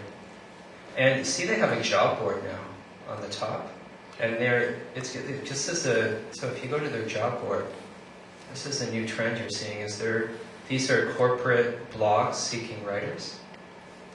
So these are like some trends happening that I've seen and these are ways of making money. And you know what? I think that we're going to see that eventually. We're starting to see it now, but we're going to see listing like this, and it's what we bring up for podcasting. Because people who could make a product aren't necessarily good at podcasting about it or telling people about it. Mark, who's gone now, he does for an IT services company. He does their internal podcast, and that's a paid gig. He's making money podcasting. There's lots of people like I was talking with a medical supplies company. They want to get their message out to doctors. Doctors are in their cars or in their golf carts a lot, apparently, or whatever. Maybe they have an iPod with them. Maybe this would be a good way for them to hear about the new products or new whatever. So they're looking at that. So that's making money podcasting, but it's not just putting a show out there and saying, will somebody please pay me? It's a very targeted thing. Hello. So we're talking about advertising right now with podcasting. So if all of us were to start doing podcasts that bring people to our websites where we want to get money from advertisers, for those of us who haven't studied advertising in that, do any of you know of any websites or places where we can go to sort of see, well, if a website has 10,000 hits, how much are those advertisements worth then? Nobody will share that. That's confidential data. How much money is in your account? Do you put that on? That's in an advertising competition situation. You want to keep those numbers only between you and your client, right? I say, okay, go buy a blogger dinner, get them really drunk, start talking. Yeah, Pro Blogger's not a bad place to look for some of that stuff too. He actually blogs about getting paid to blog. So. Yeah, as far as finding out how many hits another website is getting, some websites have a counter on it or something. I don't believe that. No, I never believe the counter that you send a website. Even that 43,149 readers by Feedburner. Yeah. Can't you get statistics from different places? You can get statistics, but it doesn't mean you have to share them, right? But can't the public? No, I wouldn't trust anything. That's not public information, right? If I want to see how many people downloaded the last episode of Buffet, I'll go to my server and I'll see how many downloads I got. It's all server. And then, but only I can see that. But that's still not going to be accurate, really, because like you said, there's like the mirror sites and everything like that. It's like this, right? The website is pretty accurate. And even then, that could be cached as well. So there's a certain amount of blur in the numbers no matter what. You can't say, well, Tuesday I lost A listeners. You know, you can never narrow down that thing. See, we can earn $90,000 every month from AdSense. How do you think this guy's paying for his site though? You know, The $90,000. He's the one making the $90,000. Every time you click. No, it's yeah. This is awesome. You know what? We've all mentioned this site, and we all just saw these ads. These people just got their money's worth out of this. Now I'm hovering over them. Don't read it. Don't read it. But, In all honesty, they just released some statistics and stuff, and they said like 90% of people that click on those ads did it by accident. Yeah. Because people are click happy. But if you're selling clicks, you don't care why they click, right? Or how they click. Well, you're selling clicks. But no, yeah, you're selling clicks. As somebody who runs a website, I don't care what they click for. The problem is that devalues it. They released this, it was actually Yahoo that did it. I can't remember. The problem is, by releasing that, they're devaluing it. So also, if they're going, well, if it's 1 in 10, why am I paying you 10 cents? I should be paying you a penny. Yeah, so I remember that, yeah. The 10 cents a click, think about it. You put an ad and you're going to give me 10 cents every time somebody clicks on that? And that's... I'm going to make sure that it's very clickable, you know? Sorry, I was just going to say there's sites like Alexa.com that do some tracking of public stats for websites. Apparently it's not that accurate, and it relies on some people having some software installed to do the tracking. Let's see. But you can get some rough idea, at least relative to one another. Yeah, but the thing to keep in mind as well is advertisers, and the small amount of interaction I've had with advertisers, they're not always necessarily looking at volume. They're looking at, in a niche, they're looking at the niche that you are dealing with, and essentially what there is the trust factor or the relationship you have with the people reading or listening to your podcast. That's what attracts them. In my case, it might be an indie record label. They don't care if I don't have 100,000 listeners. What they're interested in, the 50 listeners or whatever it is, those listeners are passionate about the type of music that they put out, and those are the people that they think might be interested in their product. They're not looking at I have 10,000 listeners. They're looking at, I have 40 committed, passionate listeners. And that's what they're going after. So the numbers game can get very confusing, and sometimes it's a false path, because that's not really what is always the most important, at least from my experience in the little bits that I do. But doesn't that give us the opportunity as podcasters to maybe put a different spin on it? Exactly. And sell our product with a different value? And, like we're all kind of admitting here that this is the start of a new kind of media. So, why not put a different spin on every aspect of it, and including like how we make our money? Absolutely. It's a whole different scenario. This new media has been out for over 3 years. And it's really exciting to hear you guys want to try and make lots of money. But how much percentage of us podcasters are making money? If your single goal is to make money on your podcast, you better go self-pay. Do your podcast about your podcast, about something you like, or if it's a work-related thing, get paid through a salary. Because to go out and get money is very hard. It's not a guarantee of getting any money, and you risk alienating your listeners, so you lose your money because now you have no listeners. Do something you like, be passionate about it, you'll have your listeners make money somewhere else. And you can make it with things associated with your podcast. The production issues or something you can perhaps do producing, you can do consulting, you can do, there are all kinds of things that you can do around, you have a little ecosystem that you produce related to your podcast is just one aspect of it. And that's essentially what you should be, if you're going to sell anything, that's what you sell. Yeah. I heard a podcast from Jason Van Orden, and he was saying, there are no podcasting millionaires. With every new trend on the internet, there's always a little niche or a little group that becomes instant millionaires, but you don't see that in podcasting. Well, Jason's made a few bucks, though, right? He published a book, and he has a website, and he does consulting. So, Jason's making money in consulting. Or he's making money podcasting. Maybe not million. He's living comfortably. He's flying from conference to conference. He's the closest thing to a millionaire. He's got a nice lifestyle. You're going to get. And he puts out books on promoting your podcast. The people that make the money right now are the people putting out the tools to enable us to do the podcasting, not necessarily the podcasts themselves. The fact is that I think what it's going to come down to is that there's the hobbyists and the passion people, and then there's going to be the money people. The money people will probably not have the skills that the passion people have. So if the passion people sharpen their skills, they'll be able to sell that to the money people.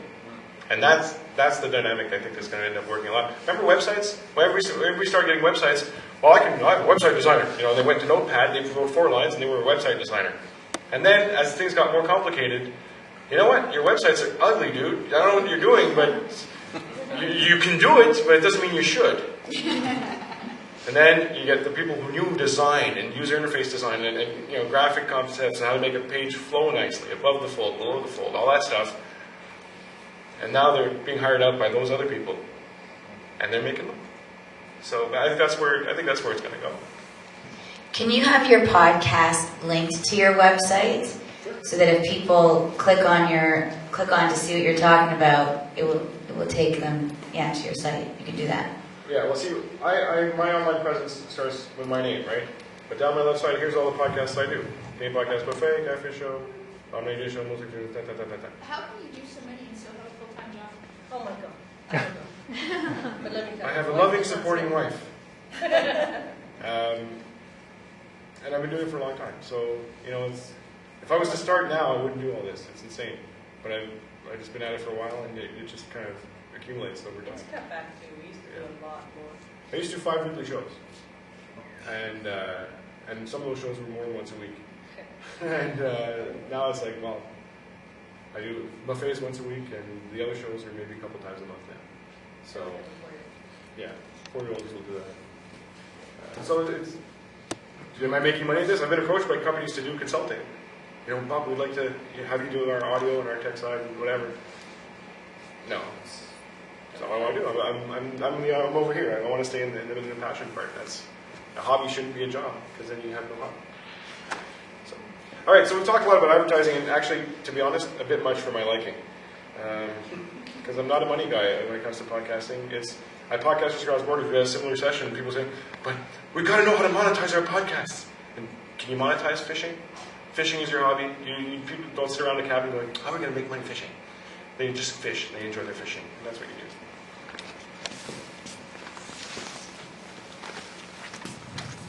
One of the things we were talking about last night is monetizing and this whole, and my bottom line is, don't monetize your podcast, communitize your podcast.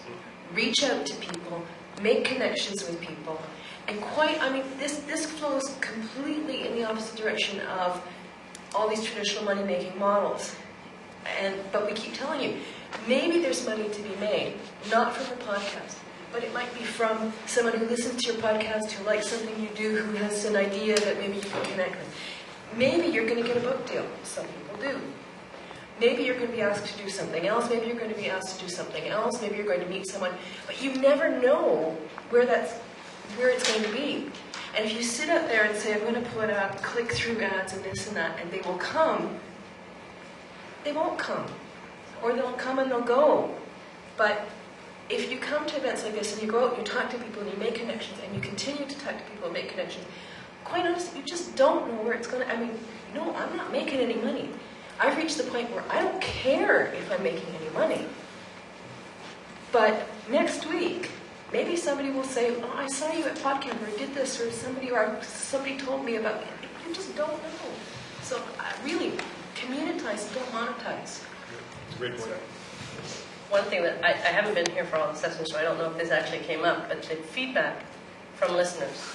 When you have a passionate show and you're talking about something interesting, like I'm really interested to hear your show when it finally comes out of the health issues or healthy lifestyles.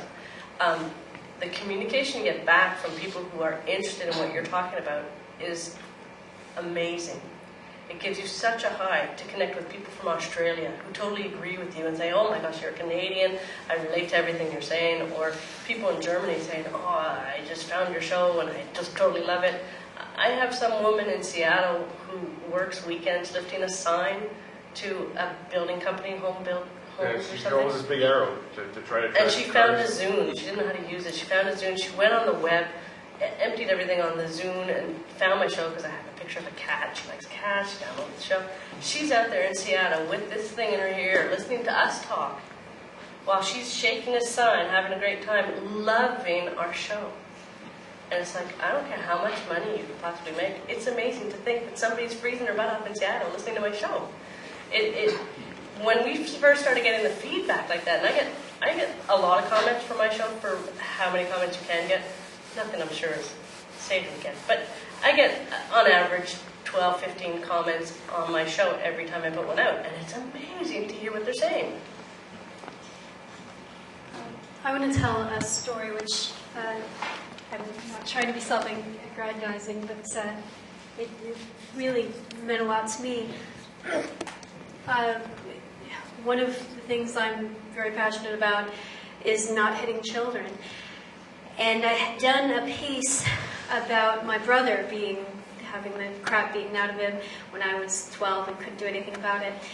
And then I recently did another piece where I touched briefly on people hurting their children in public and how nobody ever does anything about it. And a woman wrote me and she said, you know, I heard the first piece that you did when I was 4 months pregnant, and I heard the second piece you did just now, and I just wanted to write you and say, it never occurred to me that I could treat my child differently than my own parents did. But I heard what you said and I got really inspired, and I thought, I have this beautiful little baby and I can raise her without the belts and the hitting and the hairbrushes and all of that. I can do something different. So indirectly, I've affected this little baby's life just by talking about something I'm really passionate about. And you could give me $1 million and I'd never feel as good as I did reading what that woman had to say. I guess what I would love to accomplish is just to be able to be compensated and working at something I'm passionate about. And that's just what I'm trying to achieve. Doesn't have to be monetary. In order to pay the bills, unfortunately, pardon me? For us, it's a hobby. And that's great. My goal is just to do something part-time and to still be passionate and just to touch those lives. It's not as if I don't want to inspire people. That's what's going to get you, and that's what's going to keep you going. But just to be able to pay some of the bills. The fact that you want to do a podcast that's very specific, you have potential there. My podcast is way too broad. So, MummyCast, very specific. I'm a mother. I do a podcast with my husband. We don't only talk about mummy stuff. It's not specific enough. So if you're picking something that's specific like that, there's a startcooking.com. Start Cooking or the tech. I mean, it wraps up so nicely in a package, right? You know. Advertisers like that. Yeah. You know, I'm reaching many men who would know. You know. I guess it's like hosting your own talk show. It's like you're the host of a show. Like if you talk just about guns, cool. You're going to expect to be attracted to gun companies. If you talk just about cars. You know, there's a guy in the States, he was doing car reviews on his podcast, and he wasn't a paid journalist or whatever, he dug cars. So he would go and test drive all these cars and bring his iRiver with him, and well, you know what, I really like the way this car corners, and he'd be with the salesman, right, put the iRiver in the cup holder, and off he goes. You know what, this car, it's kind of rattly, whatever, and he was just his own opinions. He's now doing car reviews as his profession. So, you know, did he monetize his podcast? I think he did. Okay, like speaking about paying the bills, like from what I've seen, it seems really inexpensive, to podcast unless you're going really all out. Yeah. So it seems actually like a lot cheaper than most hobbies. Roughly what I've seen, it's like $5 a month for Libsyn, $10 a month a year for your domain name. How much is hosting from? For one site, maybe let's say $5 a month, another $5 a month maybe for hosting costs. Okay, so and then if you your equipment, spread out over a year or something, you're looking at like $20 a month, right? Rough ballpark for $20 a month you're podcasting, no doubt you're podcasting. Yeah, so yes, like in terms of like just being able to pay your podcasting bills for, okay, like not compensating you for your time, but just like the rough expenses, it's like $20 a month. Like most people spend that much a week for coffee. So yeah, I mean let's not kid ourselves. It is still in the luxury space, right? I mean, it's not like do I pay rent or do I podcast? It's like if you're into podcasting, you've already got a computer probably, you've got an iPod, you've got all these luxury items anyways. It's usually not that 20 that's going to make the difference, but it should be nice to have it covered. I just wanted to make a comment. Sorry, I forgot your name. Jennifer. From what I'm hearing from a lot of the comments, as a business guy, it seems to me that a lot of the audio casts and podcasts are part of something bigger, part of something else. So in the case of what you wanted to do, perhaps you would be also running a conference or publishing a newsletter, different channels, or putting your seal of approval on a set of supplements or vitamins, or maybe wherever your imagination takes you. But the audio cast, the podcast, just being part of it, almost the promotional side of it, and that is part of the branding of what you're doing.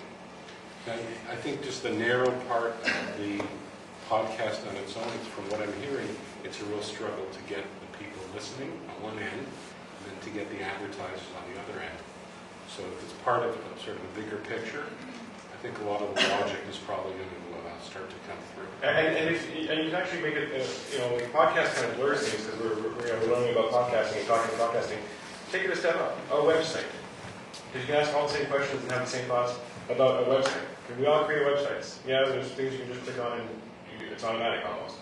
How do you make money with that website? Well, I can put links and Google will pay me on clicks. All right. So what's your real problem?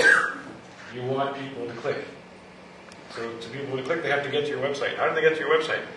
Well, you have to give them a compelling reason to get there. So all of a sudden you're back to the whole step of, well, this has to be part of something bigger. So either I'm going to write great articles about cooking, or I won't get anybody to my site.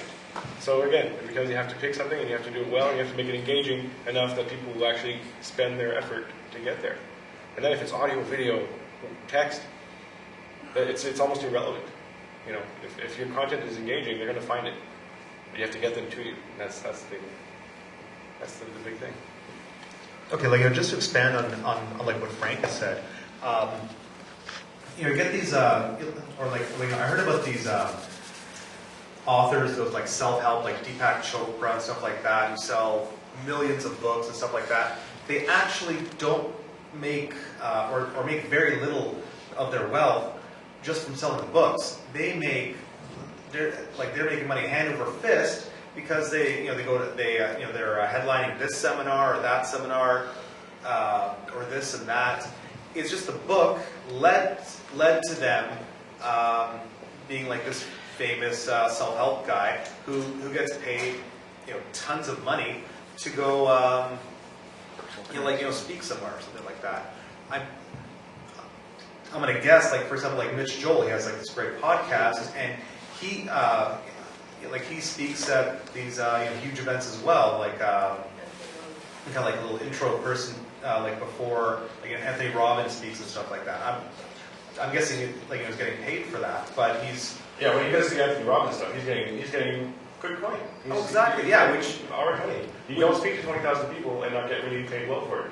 Exactly, and that came from. I'm assuming, his like a 6 Pixel Separation podcast and all the other work he does. He's built this huge community, and from that he's going, people that are interested in this, et cetera, et cetera, et cetera. If his 6 Pixels podcast was like loaded with ads, I wouldn't be listening, right? It's not. It's just him talking, But there's two things you come away with from listening to 6 Pixels. Is that Mitch is a super intelligent guy who really knows his stuff, and that he works for Twist Image. And those are, and that's his message for his podcast. Yes. What does Twist Image do? They do digital marketing. They do online presence. They do branding. It's the perfect example. This guy, people would pay for this content. David Maister, Julian, done some work with him. He has a blog, and he's a management guru. I don't know if you know, just phenomenal. You read his blog. He assembled his blog post and put it out as a book. So the book is selling. But it's information he had already given away, but he put a cover on it and he's selling it. This guy makes money management consulting. He doesn't make money off his blog, but he does make money off his blog. Because if you Google and you're looking for expertise in management techniques and things like that, his name is going to come up. He's one of the top guys.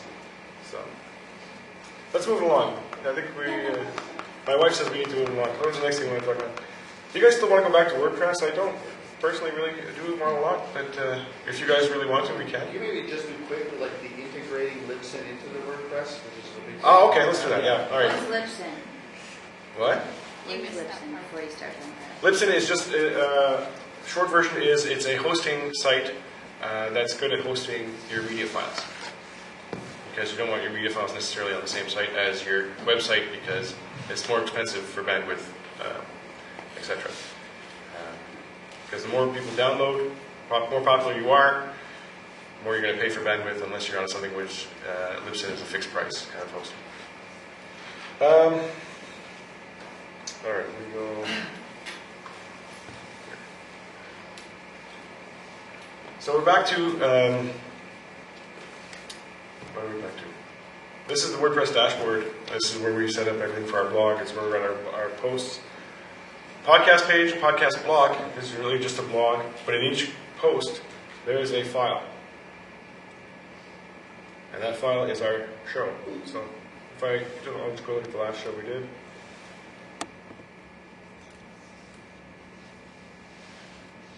So there's the show notes with all the links and good stuff that we want Google to be able to find. Our tags. We talked about tagging. Tagging is another way for search engines and tools to be able to find you. This is WordPress, and Podpress is a plugin for WordPress.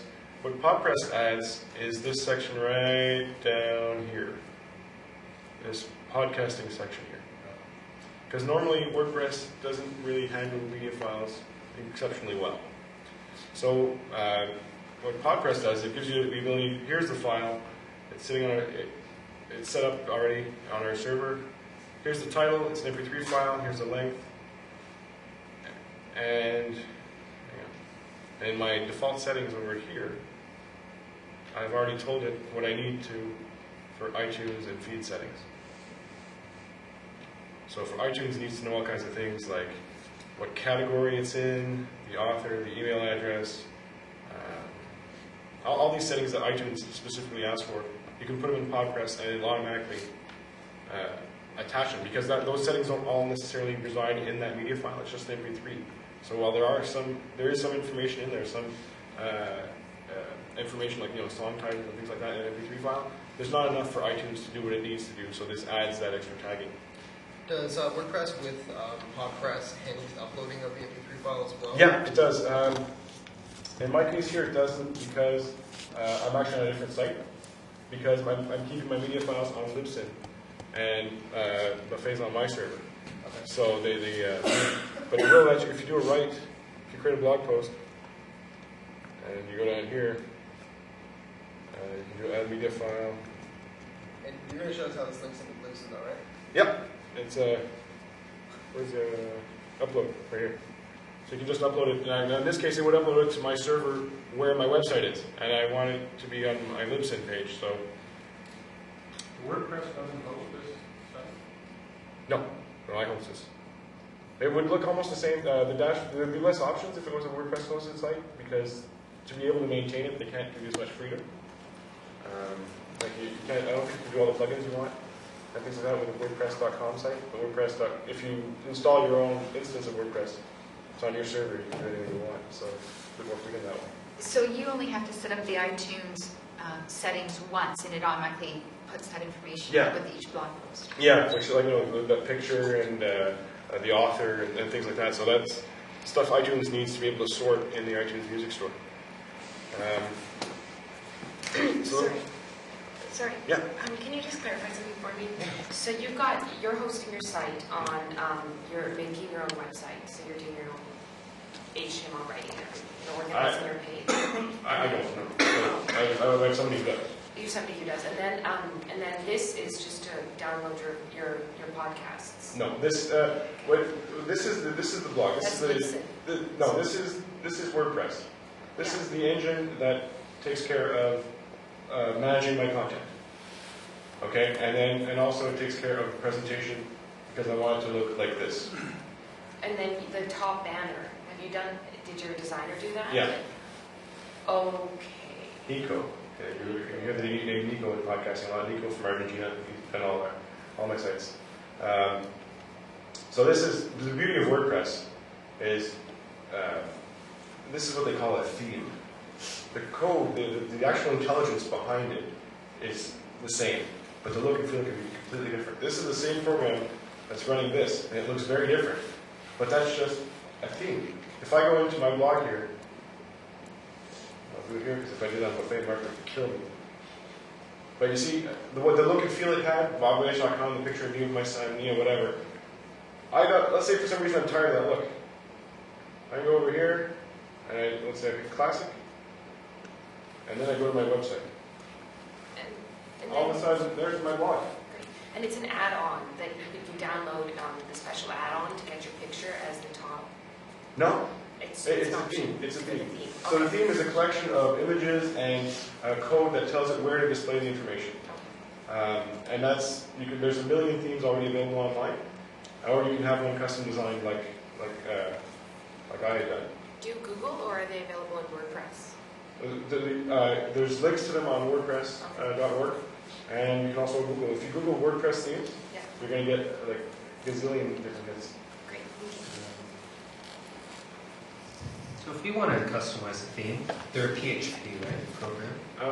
Yeah, PHP. There's PHP, there's CSS, and then graphics. So where do we find like a programmer if we're not good in coding? And was it easy to do? Are there resources online for that?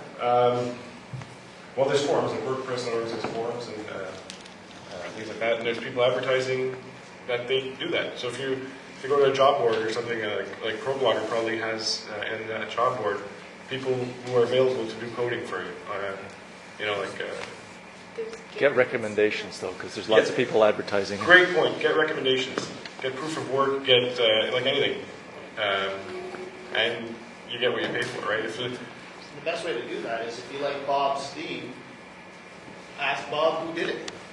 Yeah. And right off the bat, you know what the person's done. Bob will know what this person is like and how to deal with them, and that's word of mouth. It's probably the best way to deal with any kind of designer with that.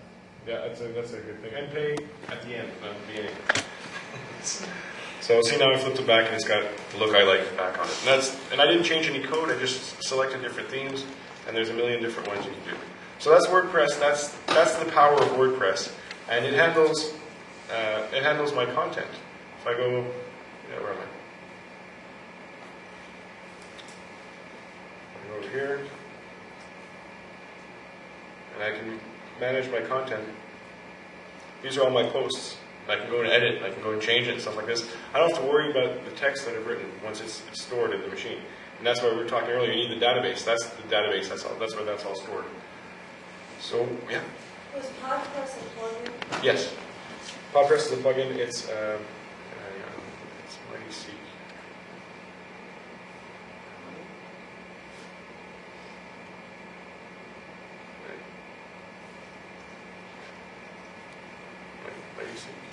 Are there any alternatives to Podcamp, or is that? Yeah, there's tons of alternatives. You can do it yourself. I have 2 podcasts running without Podcamp because Podcamp didn't exist when I set them up. And I have a script somebody wrote that generates it automatically from the files. It's not even attached really to the blog. Are there other WordPress plugins that do the same thing that Podcamp does? Probably. I think Podcamp is really the most well known.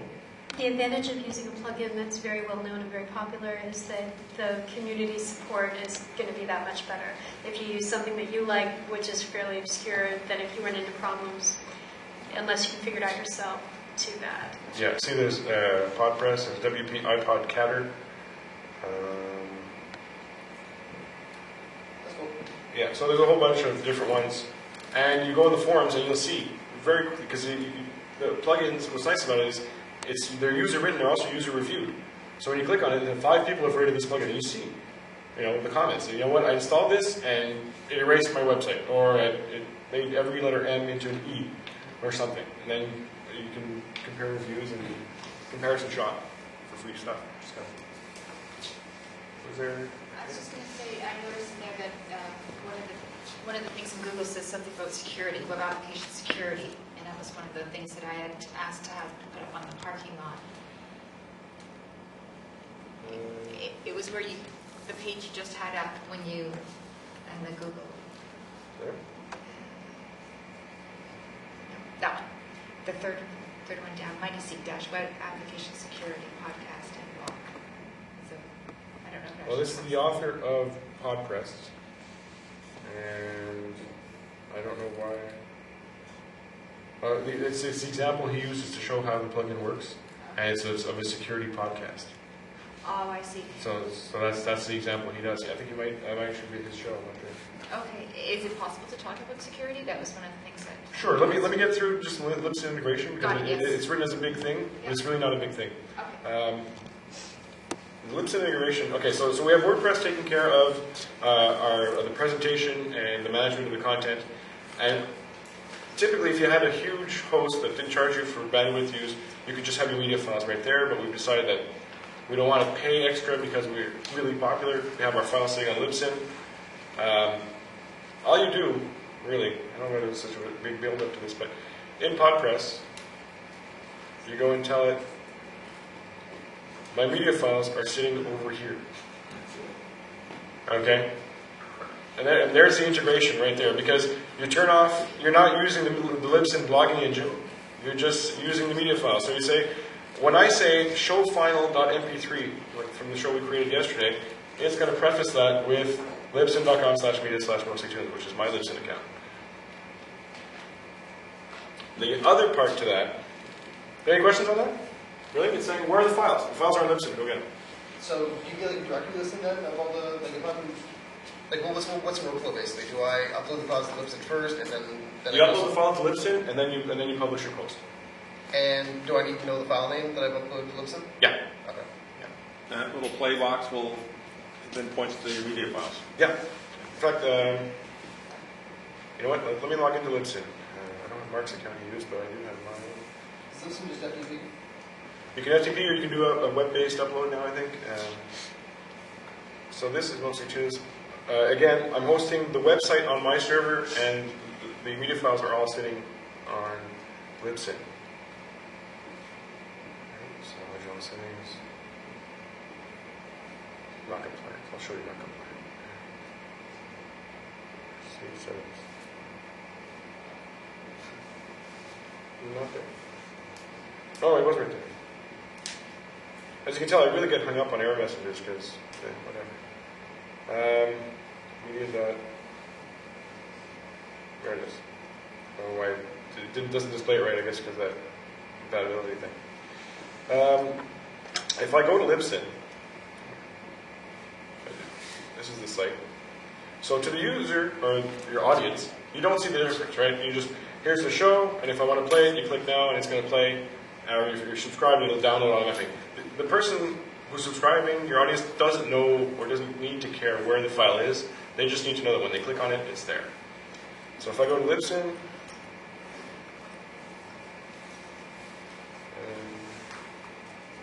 and I log in, here are my files.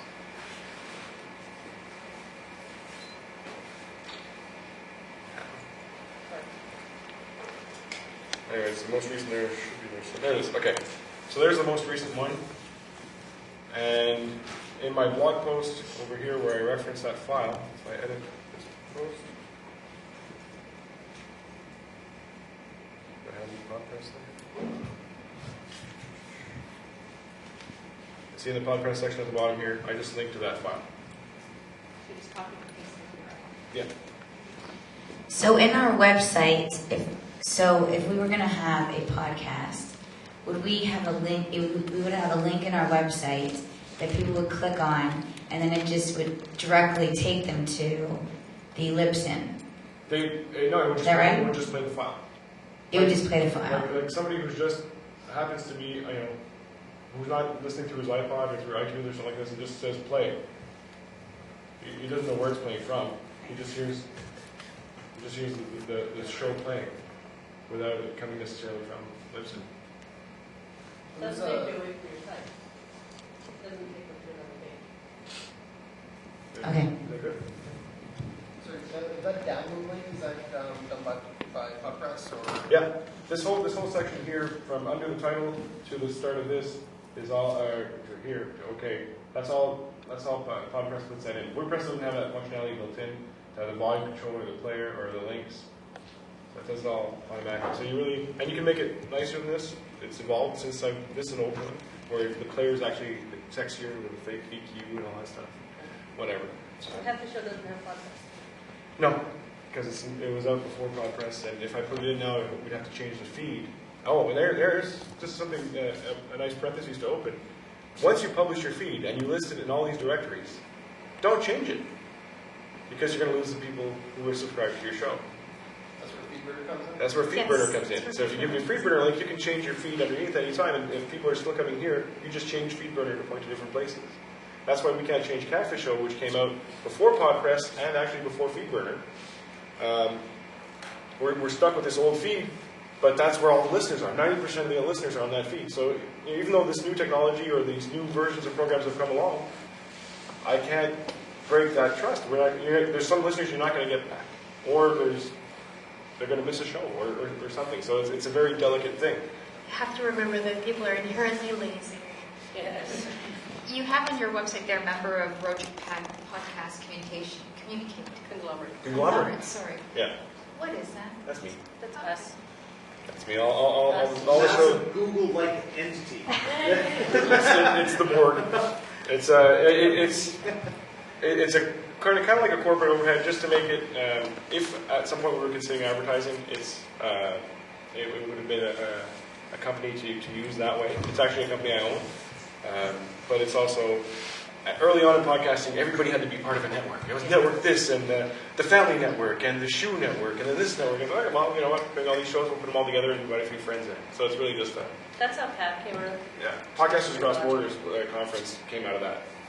Because we invited a few podcasts got invited to be part of the network, such as the Zcast, Digital Support Radio.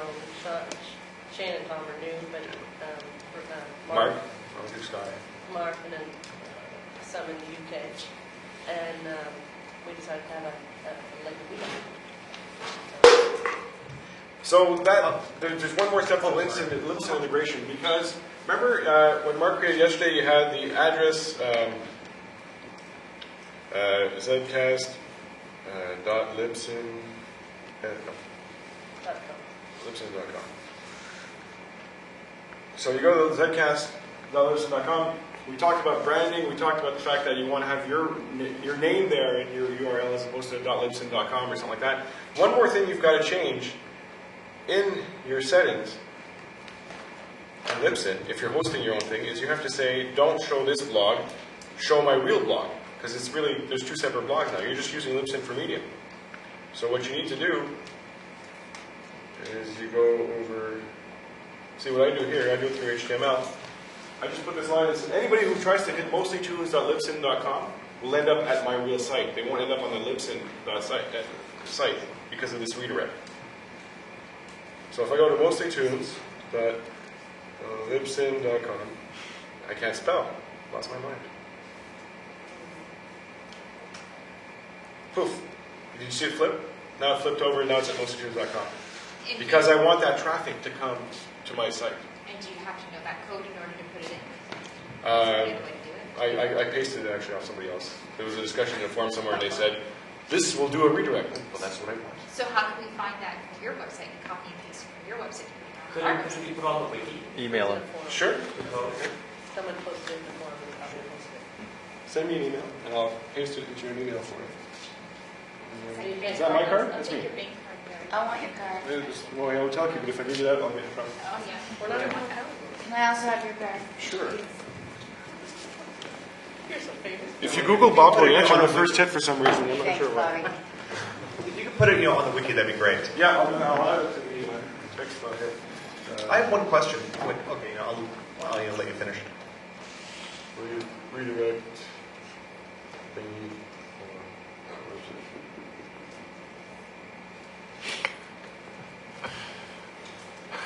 All right. Yes, I was thinking of having two slightly different, I guess, podcasts per podcast.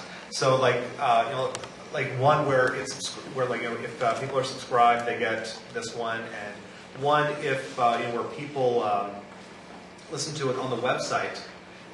It would have something inside there saying, if you'd like to subscribe, please go to this and click on the iTunes button or whatever. Mm-hmm. Is that possible? Sure. Or is it advisable? How about that? I think it's a lot of work because you're going to have two separate audio files for every episode. You're going to have two edits to do just to have that actual 1 second thing. Like if that's all you're really going to have as a difference, I would say just say it during your main show, and then people who are subscribed know that they're going to get a subscription message anyway. Well, yeah. So I don't want to have it on on the one where people are subscribed to, because personally I might get sick of it after 20 episodes. Okay, I'm already subscribed. You don't have to tell me 20 times. That's why I was thinking of having two different ones. And if I have say a pre-made little, if you like to subscribe to Angelo podcast, right. I would just kind of add that into the existing, say, maybe in the front or something like that. I'm guessing now that it's not going to take that much extra work, but so I was just wondering if it was. Actually, you know what? I think it would. Well, I guess I'm lazy by nature, so it's I'm looking at this and I'm thinking, you know what? 32 shows in, you're going to be tired of having two audio files, and you're going to look at your episodes and you're going to say, well, how many listeners did I have for episode 9? Well, I had this many on this file, and then this many on this file, so you have to add those two stats together all the time because. Or whatever. It's heavy to maintain, but you can do it through using categories in WordPress. You can, when you write a post... Can I just add something to that? You can add something whenever you want. I understand your idea of wanting to do that. There's no way you know where people are listening to your show. Because you're assuming it's either through your feed or off your website. But that's what he's saying. He would have a specific show for his website. Yeah, but maybe they go into iTunes and listen to it, but they don't subscribe. That's true. Oh. Maybe they're listening to it off of another, there's Maybe somebody my passed them the channels, file. or there's other places you can listen to your show, not necessarily just... Somebody handed him a CD with a file in it. Yeah. You want to always kind of say where you can find your information, what your email is. That's a good... And subscribe. Subscribe to the show. Thanks for subscribing. Yeah. Thanks for staying subscribed. You know, there's lots of ways to do it. Or you know what? Or don't even mention it. Just mention your website, which you're going to do anyways. Yeah. And on your website, subscribe. Is there an answer to this whole, anyways, yeah. Is there an answer to this whole statistics tracking problem? Because, like you're saying, okay, someone subscribes. That's great. Did they listen to it? Did they listen to the whole thing? Did they give it to somebody else? How many times did they listen to it? Downloads are listens, right? Exactly. Yeah. So, is there... If you come up with something, You'll be rich. Well, You would be the podcasting millionaire. you'll be rich. Right. But a lot of it. So, is anyone working on this problem? Does anybody know? Is there a company out there that's... Advertisers are probably trying to figure it out. But Yeah. I don't. You know, like an iPod with iTunes, the whole Apple. If you're inside the whole Apple box, iTunes on your PC or your laptop, whatever, knows if you've listened to the file or not. So could they use that to send it back to iTunes? Yes. And will they do that, or do they already do that? Probably. They're going to tell us. No, why would they? Why would they? We've all agreed willingly to step into their black box, right? So I wouldn't lose sleep over it. Honestly, the stats problem is not as big as it looks big. I know, I agree, it looks big, and there's people who bang their heads in the wall, night and night over about it. But it really comes down to it. It's not that big because there's no common measurement. For the stats problem to get fixed, everybody would have to have the same kind of servers. There's so many. Is it a Unix server? Is it a PC-based server? Is it this and that? They all handle files differently. Everything. The internet is an equalizer. It makes everything kind of work the same, but the backends could all be different. So for for that to all work, all web servers would have to react the same to requests and caching and all this stuff. And I don't think you're going to get past it, really. I mean, it's going to be rule of thumb, and that would be it. Yeah, just add to that, the problem is that the idea of collecting stats about these sorts of things came after the fact of the development of the MP3 encoding technology and the other audio formats, and that's the other thing. There's different ways to get the media downloaded and so on. Because nothing was built into the format, because it's open, relatively open. I mean, even MP3 is proprietary in some respects, but there's nothing built into it that forces anybody to be able to report back to a central place to collect statistics. So really, I mean, there is absolutely no reliable way of generating statistics. You can get, an idea, you can get a ballpark, you can get relative numbers, you can see trends and things like that, but you're never ever going to come up with the number of how many people downloaded or listened to or anything like that. Even subscribers is a very rough kind of guide. So nothing like that's possible until like a new format would come out that is generally accepted? You're saying with the existing parameters it's just not possible? Well, because podcasting is kind of like all these disparate pieces put together, right? You have the blogging component and the MP3 component, which somebody decided, hey, let's put them together. Okay, but there's no real link. Like your blog points that way, but the link is unidirectional. Has anyone ever heard of Last.fm? Yeah. I think something like that would be the answer to this problem, where it's tracking what you're listening to, basically. But you have to be connected online, right? Well, exactly, right. But it'd be better than nothing, right? So like right now, we already have that, right? If you click play on my website, I'll track that. Okay, but that's just one place, though, right? Yeah, but like the reason why I bring up Last.fm because that works across pretty much anything I'm listening to it on, right? Even on like my phone, it's tracking that I'm listening to certain things on my phone, when I listen to something in Winamp or on iTunes, whatever, it's tracking that, right? And the benefit to me as that person being tracked is that I can see what I listen to and then I can recommend things to me that I might like, right? So that's kind of the buy-in. But we would need some layer like that where people opt in. Yeah. And then have software that tracks what we listen to, and then gives us those kinds of. It's been tried. Like we looked at was it Castro earlier on, which is an online aggregator. I think Bill or William put something like that in there. If you like these podcasts, you'll also like this kind of the recommendation engine kind of thing, right? Like Amazon, has done so well. Yeah, I'm just wondering if anybody any companies working on this issue, or I'm sure there are plenty. Yeah, everybody. You know what? Everybody would love for the standard to be adopted, but right now how do you get everybody to move that way, right? It's like Apple trying to have everybody using AAC files, which is their version of the file compression, and everybody kind of it only works on iPods. And so you know what? There are some AAC podcasts. Some people actually go through the trouble of encoding a separate feed for iPods because there's advantages. You can do chapters, and you can actually have animations and stuff falling on the screen that an MP3 file can't do. But people who went only that way lost everybody who had an iRiver. So you want your stuff as reachable.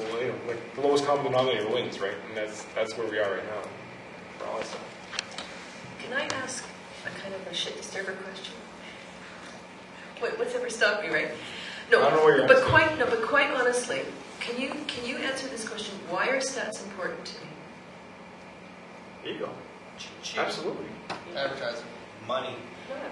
Demographics. And Doesn't it feel good to know that you spent 8 hours on a piece of audio and there's 9,000 people listening to it? Like right now. I know the first time I got an email from a listener in Germany, I just shit my pants. But an email from a listener That's in a Germany stat. is not stat. That's a stat. No, it's not.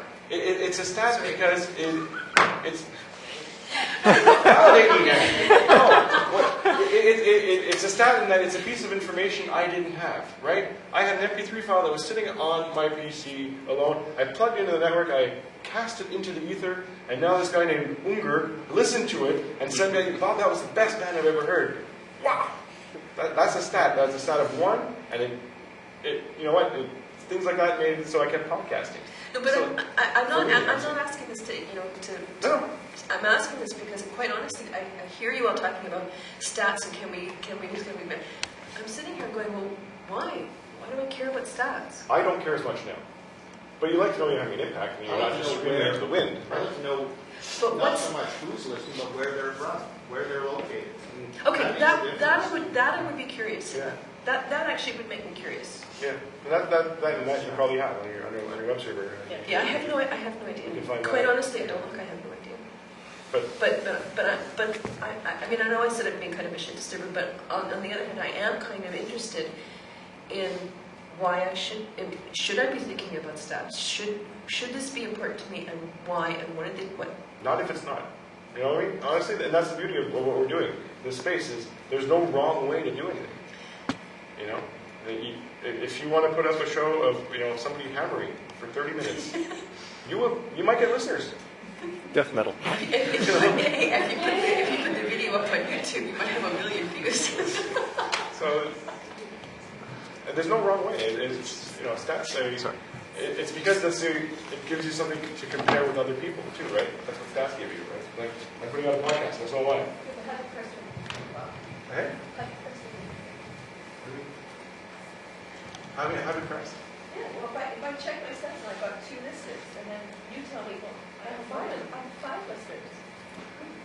But that's meaningless. Let's say you say I have 50 knitters, and I say, well, I do a rock and roll show. I have no knitters. I want knitters. Knitters are good people. I don't have any knitters, but you have 50 knitters. Do you feel better for reaching knitters? If they email you back and they say, hey, I found this If they thread or email me whatever. back, that's what makes me feel good. There it is. Good feedback. I should stick some knitters on your book. Only if they like rock and roll. So. Sorry, and maybe more of an answer to your question is that stats is also about building community, like you were saying. It's a sense of the idea of who's listening to you and where they're coming from, and that's all about community, right? When you think about community organizing, is That's fair enough. That right? I can see. That and where they're coming from, that I can see. See, for me, it's like numbers. Numbers don't tell me anything. right. But like I guess when you think of community organizing, it's all about who your audience is, who you're targeting, and if you get that audience, then it's what are their interests, what are are they listening to because, and so forth. So, and then some people do it for money or whatever, but I mean that's I think to me Okay, where the community is from. So to add to that, if we can get the miracle guy who's coming up with the money stats for you guys, who could give me information about the community through stats, then I think we've got something here. Do we end at 4 or at 5? And how much left do we have to cover? That's up to you guys. I'm here for as long as we need to be. And Shade, what do you think? Rob? Okay. Why don't we look at the schedule and see what everybody's interested in and where we are? The portable recording was on here, but I think we covered some of that yesterday. We kind of hit that yesterday. Are there portable recording questions that anybody has? We have the Podcrest. Questions about Podcrest and why we use it? It just makes WordPress handle media files. Yes. And if you're not using WordPress, it doesn't work. So. Right. You need to. I gave us some small songs. You got one? You got one? Can I have one? You want a CD? Because I have a few. Just counting. I don't have enough for everybody. But Does it go on a map? it's music. It's Franklin Winnick out of Calgary. Oh, it's music. Music. Really good.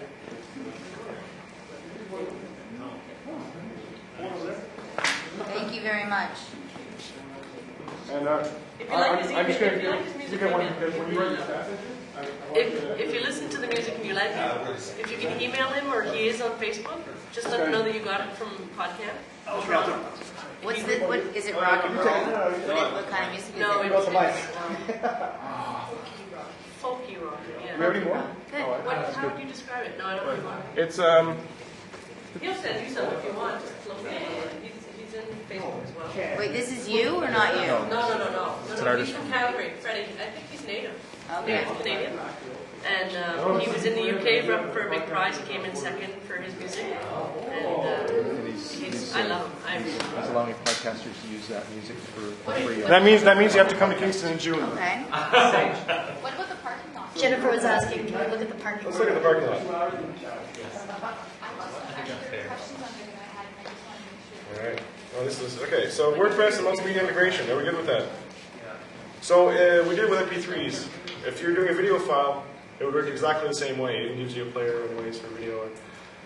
Libsyn for video. A lot of people are using it. A lot of people are using.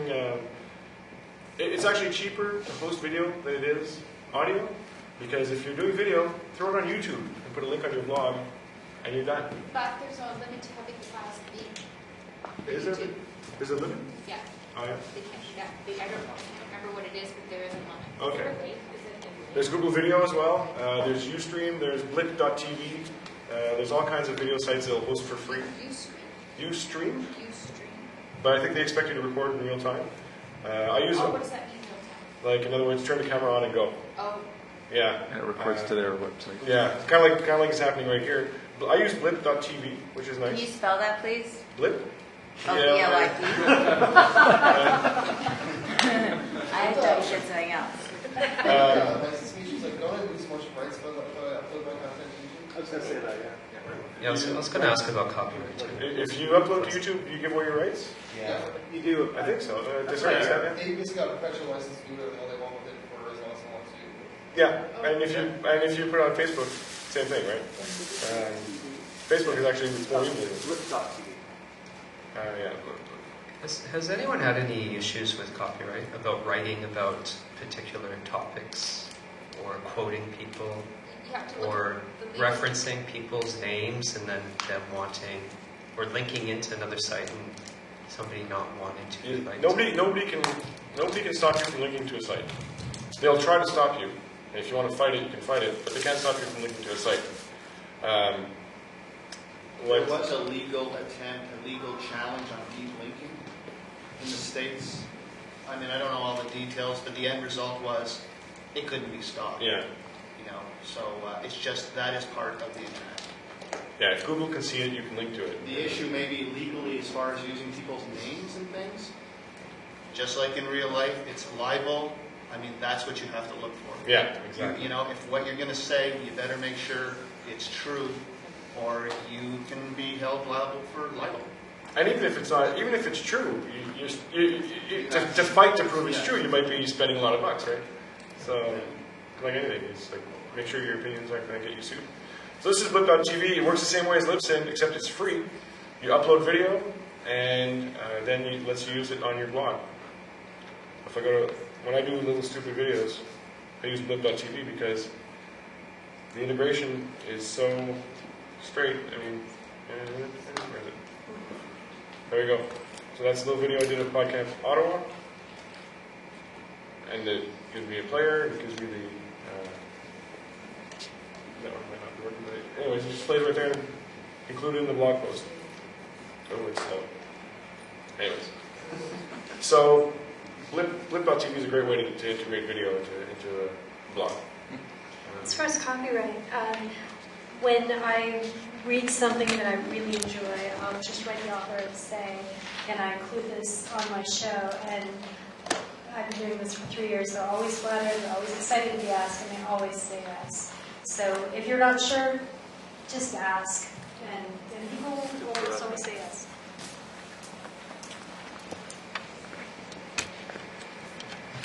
When podcasting first came out, and there wasn't really too many of us doing it, one thing that was really fun, and I don't know if you guys are aware of this because it doesn't happen so much anymore, but you would take a clip of somebody else's podcast and put it in your show and talk about, oh yeah, they were talking about this, and then you play part of it. People can do that. People can take your audio and do whatever they want with it. Well, if you put out your audio with a license that allows that. Well, okay, for example, let's say Nick Rubin. We were talking about, she had sent me a postcard, she's from Germany, and we were attempting to say what it said on the postcard, and we did a really bad job at it. And she's a very popular podcaster in Germany, and she was laughing her head off, so she took that clip and put it in her show. And if she had not told me, I would have never known. It doesn't bother me at all. If anybody wants to put a clip of my show in their show, go ahead. I wouldn't really want them to edit it out and make us sound like idiots. We do that ourselves. Yeah, we do that ourselves. But because she put it in her blog, in her podcast recently, I haven't checked the stats yet, but I'm sure my downloads will increase because of that, because she has a lot of listeners. And it can happen without you even knowing about it. Now, I don't know, do we not have copyright on ours? We do Creative Commons. So in other words, what we say is, you can use it, don't make money off of it. It's a non-commercial license, and it's by attribution, which means if you use it, at least say where you got it. Yeah. And in that case, she does say, here's a clip from the Campfire show. Yeah. There you go. And she links it. Copyright is attributed to you if it's a standard work. If it's an original work. If you produce produce an original, you don't even have to say, this is copyrighted, Bob. It's copyrighted automatically. It is an original attributed work to you, whether you want to enforce it or not. That's a whole No, but it's copyrighted, but what we're saying is by doing Creative Commons, we also put licensing. Yeah. Instead of somebody having to ask, can I use your audio? Yeah. You know, they're not saying can I have your copyright, they're just saying can I use your audio? We say, you know, use it, just link it back to us. And don't make money off of it. That brought up a question that I had. Have you heard of people taking, say, a half-hour show as a long version and editing down sort of a 10-minute clip of that, and a 3-minute clip of that, and sort of publishing it differently? Yes. To different sort of channels? There was, well, early on, I don't know if it's still going on because I don't listen to it, but Daily Source Code, which is Evan Curry's show. He does a daily show, it's half hour or so, I think. For a while, there was somebody called, he was putting it out as a Creative Commons, whatever.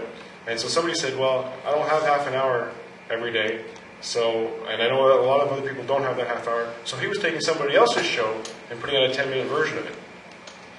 And that was all, that was cool under the Creative Commons license at the time. So I don't even know if that still happens, but he called it like, Daily Source Code Digest or something.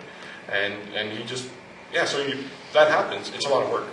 But sure, there's no problem with it. You wouldn't want it in the same feed, right? Because you wouldn't want somebody listening to the 3-minute, then the half-hour version of the same show back to back. So you'd have to set up 2 different feeds. But that's all good. And I know Lisa Barnes, what she does is she has a short version of an interview as a teaser, and then if you want to hear the full hour or however long it is, you have to subscribe to her, it's $10 a month or whatever it is, but you have to subscribe to the private members only section where you get access to all of her. Yeah, that's why you do it. Yeah, so you put a teaser out there. And what was that comment? I was telling you to stop that. Because I'd like to do that for all my shows. So, is there Creative Commons? I've heard of one Creative Commons license where it's, you could share it, distribute it, but you can't change it and you can't make money off it. So, it has that can't changing thing. The Creative Commons there, I'll show you. If you want to put a Creative Commons, because there's a badge, but the badge changes depending on which rights you let people have. Okay, yeah. If you go to Creative Commons and you want to license your work, right? When you're starting a new podcast, and you want to make it clear. I mean, if you don't put anything, people assume they can do whatever they want. Even though legally they don't have that right, but they just assume it. So if you put the Creative Commons thing on your website, they know what your terms are. Oh, you don't want a commercial, whatever. Some people just want their stuff used so bad they don't care. They give it all away. So they say, Creative Commons, do what you want. I don't care. Well, I spent 8 hours editing that half hour of audio. I'd like at least to link back. It's not too much to ask. So there's a selector. If you get a license, it actually gives you a little tool. So, do you want commercial use? Yes or no? That's pretty clear. Will you let other people make money with your work? Well, in my case, it's no. Will you let other people change your work? Yes, as long as others share alike. Yes or no? So, in other words, will you let people use clips of your show? Yes, as long as other people, you can then use clips of that show they did with your clip. So you can say, otherwise it would end up in a dead end, and then somebody at the end holds the licensing on it. So that's what the share alike is that. And then which jurisdiction do you want? And then you select the license, and it will make the badges for you. So you see here, it's Creative Commons, by attribution, no money. If you want it wide open, back up. You know what? Yes, you can do commercial stuff. You can modify it.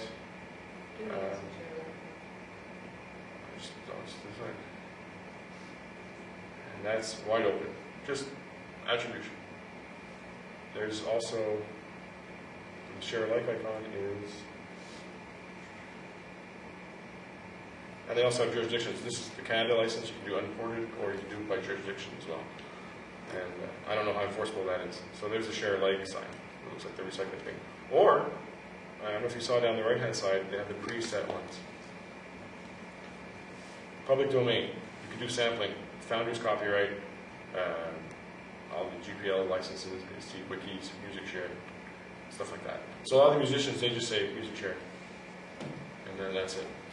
So this is a great way, and this is all free. It's It's just because everybody who's creating content would have to go see guys like Mark, and I want to, protect me from the evils of the world. And so it became, a big trudge. So they said, well, we'll set up a standard license, and there it is. So, you have any thoughts on Creative Commons, or have you? I mean, a lot of your stuff is Creative Commons, right? Yeah. The only issue you have to, when it comes to music, and people tell you that there is such a thing as fair use, which there is, it doesn't apply to music. You cannot go and use 5-second clip off of Black Dog by Led Zeppelin and just say, because that's fair use. Especially if it's a major label thing. Copyright applies whether you use 1 second or the whole song. So there is a myth going around that if I only use 10 seconds of a song and say it's fair use, it's good to go. Well, it's not. You're probably not going to get in trouble because you're a small podcast. Right. But what's the point of taking the risk? Especially if your podcast, if that's your 14th episode and you're currently at 108, you don't really want to have to go in and either A, re-edit it, or B, delete it. So don't bother. Use any band or any musician that owns the rights to their music, and then you can actually get a dialogue going, and they'll have no problems. Or Magnatune is a good example. The non-evil record company. Yeah. They're great as well. But be very careful with major label music. They're all grasping at straws. These major labels. They're desperate. They need supposedly they need the money, and they'll go. It seems like now they'll go after anybody and everybody. So what about that? Do you have any thoughts on non-music? Like, for example, us podcasters putting our content on the web. Do you have any thoughts on that? Like, I haven't really heard of a podcaster suing another yet, or any of that going on. I mean, right now it's pretty. I find podcasters, for the most part, as demonstrated here, are very much willing to share and attribute without being asked, for the most part. Like I said, your stuff is copyright. I mean, it is, but no, there hasn't been any issue. The only time you're going to be concerned about it is if it's modified in a way that makes you look like a dork, basically. Right. I mean, and then, but for the most part, do you really want to get all legalese on it? I mean, I've had this issue with bands, and should I give them a 12-page contract to sign to say that I can play their music? No, it's basically not even a paragraph. Yeah. So no, not right now. There's been no issues, and I think it's more it'll be libel or any issue like that, which that's what you might be concerned about. Right. Okay. Thanks. Any other questions? Back to the parking lot, I guess. So we can take off that. So Creative Commons. RSS did that as well. RSS we did. How to have people find your show. We talked about some of the directories earlier. Yeah, the directories. Google, things like that. Issues with public institutions. That came about because somebody was doing for their school. Is that? There was a teacher. There was a teacher here that wanted to provide his courses. So, yeah, so the only potential issue is if you're using a textbook that you didn't write and you read the textbook in your show, it's just like using music, you're not doing anything. There's a teacher right there. That's one issue. Is to have the permission to use the content you're using. I'll tell you a whole bunch of other issues. I was a volunteer sysop at my school for about 6 or 7 years. That's no budget, no time, just help keep the network up. And also less and less control as it's been done centrally. I've had a classroom blog for probably 6 years. At the moment, in order to access my classroom blog, I use standalone software off a memory stick. It's called Thingamablog. It's an open source program. It's a Java program. In order to run a Java program from our school servers, which are locked down that won't automatically open jars, I have to do a workaround. In my board anyway, one of the issues is that they have locked the network down so tightly, and the net filter is so restrictive. At the moment in our school board, Wikipedia is no for the children in our schools because we wouldn't want them to learn the sum total of knowledge of the human species, amongst other things. But I won't get into that. Other issues include when I do my blog, we have a board internet policy, and we have to consider things like privacy and safety of children. So usually when I put up artwork, it's a grade 1 class, and I'm not going to tell you the URL of my grade 1 class because that's one of the things I do. It's for a specific audience. First names only, initials. When I take pictures of kids in the classroom or at a basketball game or whatever, I often take back of headshots. Because our board has a policy, if there's a clearly identifiable individual face, not on the webpage. If it's a team photo or a group shot with 20 or 30, you can sort of do it. So there's a lot of issues that we have to be aware of, and it boils down to being sensitive that there are safety issues for the kids, and being sensitive that there are political issues and paranoia issues around IT. And there's also privacy laws, right? Yeah, and privacy laws and all sorts of things. So it is but I have had a class blog for about, as I say, 5 or 6 years. I use it for communication with parents. Grandmas in Alberta can see the artwork. I can elaborate on assignments. There's lots of things we can do with it. It's a wonderful tool, but there are a lot of restrictions. Oh, nice. So the person who asked that question, hopefully get this on the screen or record. Okay, when does it make sense to do a podcast? Well, he was just saying, on the one hand, you need permission to talk about other people's written material, but then just before that, you were saying that some people repost people's videos, sometimes without them even knowing about it. So just because it happens, a lot of people share MP3s that they shouldn't share either, right? My point with the book was don't read somebody else's textbook because you're giving away their content, right? And chances are a book you buy does not have Creative Commons licensing. But if you wrote your own textbook and you want to read from it, why not? That's a tool to sell your textbook now. If you're doing a review of that textbook, that's fair use. And that's fair use. Right. You can actually put in unless it's a bad review, then it's potential libel, right? Yeah. So this is a great book in Toronto, but you're reviewing it, so in that context, you're okay as long as you don't post like 6 chapters. Right. When does it make sense to do a podcast? Is that something anybody wants to talk about? When you're passionate about it. There you go. How to find resources. CanadaPodcast.ca. I put that question up because I'm doing a vidcast and I'm trying to find resources for camera people to help out and helping out with editing. I mean, that's where it's costing you money. Exactly. Talk to your community college. I have found that a lot of the schools, the profs are very protective of their students and they don't want them to get volunteer opportunities. Talk to the profs. Yeah. I might be able to get some nice young men that way, but my husband won't be too happy about that. You're looking for camera and video? Yeah, video editing. That would volunteer their time? That would volunteer their time. And the thing is, I would treat them with respect, because I understand they get treated like dirt on these big productions, and I'll feed them and I'll pay their transportation. Post an ad on campus paper. Craigslist? Craigslist. Okay. Address the students, not the profs. Need camera, we'll give food. These are public space. Nabby.com, it's for actors. Yeah, that's what's All right, so. Thank you. Sure. Finding resources, Google is your friend. And marketing. Talked a lot about marketing. I actually got a question. Has anyone ever tried anything beyond internet marketing? Like, has anyone tried to promote their website by any means outside of a computer? Podcamp?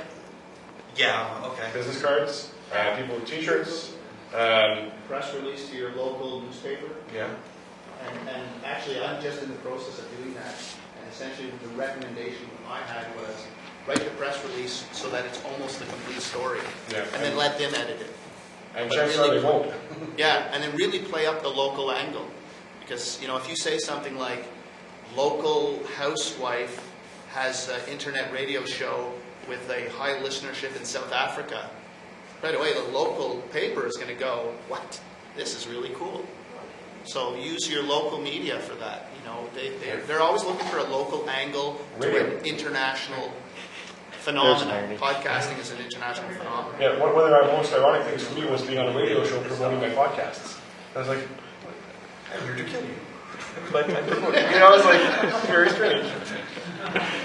On that note, depending on what your podcast is about, you can also target different magazines and like industry-specific media outlets. And I believe it's CARDS, C-A-R-D-S. It's a PR resource directory where you can find out about the contact names of different organizations. Cards.com? I think it's cards.com.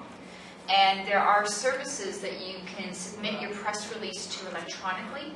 And the advantage to that is that it will get disseminated really quickly, but also you can have it linked back to your website, so it's more redirect links for search engine optimization.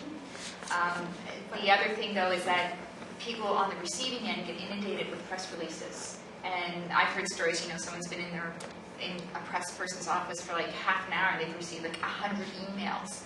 So you also want to differentiate what your press release is about, and you can send. So she sees it. She's talking about it. You can send out. A promotional item in an envelope or bubble wrap or something, so they'll want to open it up. Especially these days with media consolidation, if your art press release or story is on a local newspaper, what happens a lot of time is if it's a kind of a good enough story, it will be picked up perhaps in a national feed, or they all tend to be owned by the same people for the most part. So it might be covered in the Toronto Star as well as the Montreal Gazette.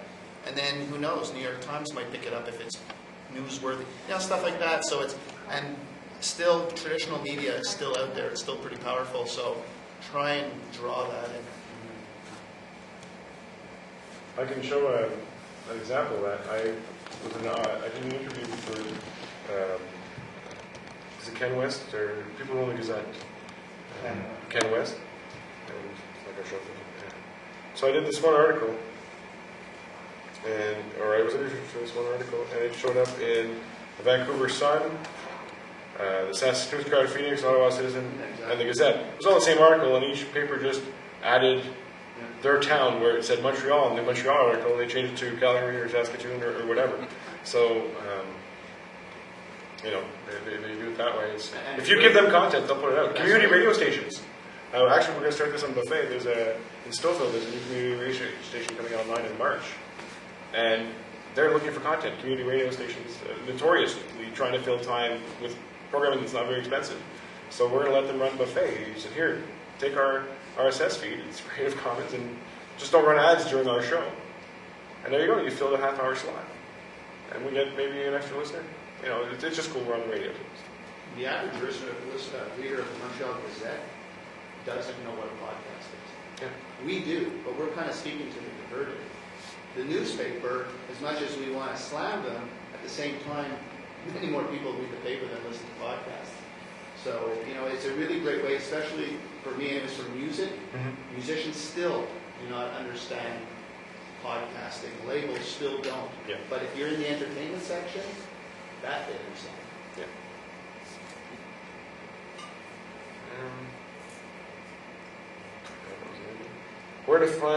How to host and distribute everything. We covered that quite a bit. At Libsyn, there's a million different hosting companies.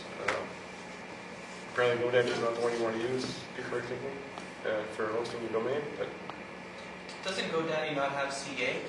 No. No, they're not. They're not a Canadian accredited registrar. Yeah, thank you. They're not accredited for .ca domains. And .ca domains are fun because it's Canada and we're all proud. But they're a pain in the ass. .coms you can exchange like you're exchanging, Matchbox cars or Hot Wheels or something with your friends. To transfer a .ca domain from one person to another is just such a huge pain in the ass that it makes you want to think, maybe I won't do it.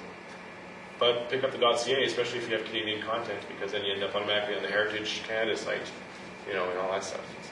NetFirms is a good one for .ca. Yeah. It has low prices. It's about $10, so it's fine. Maybe There was somebody, sorry. more about the community that she. Yeah, I did. Oh, you did, okay. You were saying? I was just going to mention that first. Never, Payment payments. Yeah, never Transfer agent, but, Okay, so we did that. Finding and hooking your audience. Anything to add on that? You've been saying it all weekend, engage your audience with the content and build the relationships, build the community. Yeah. That's what it's down to, right? Give something worthwhile. Otherwise you're doing tagging. Oh, that's a good one to start at almost 4 o'clock on Sunday. Do you want to be talking about? Want to talk about tagging? I asked the question. You asked the question. Yeah.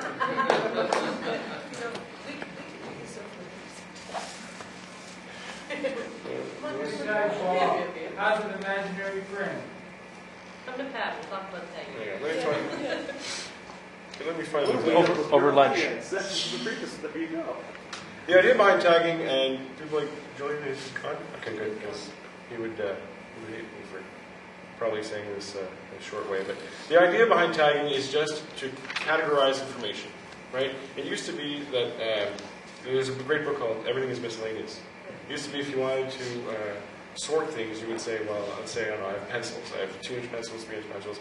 So first I'll put them all in the box that says pencils. And inside the box of the pencil, I'll have a box for 2-inch pencils and a box for 4-inch pencils and 6-inch pencils. And so you divide.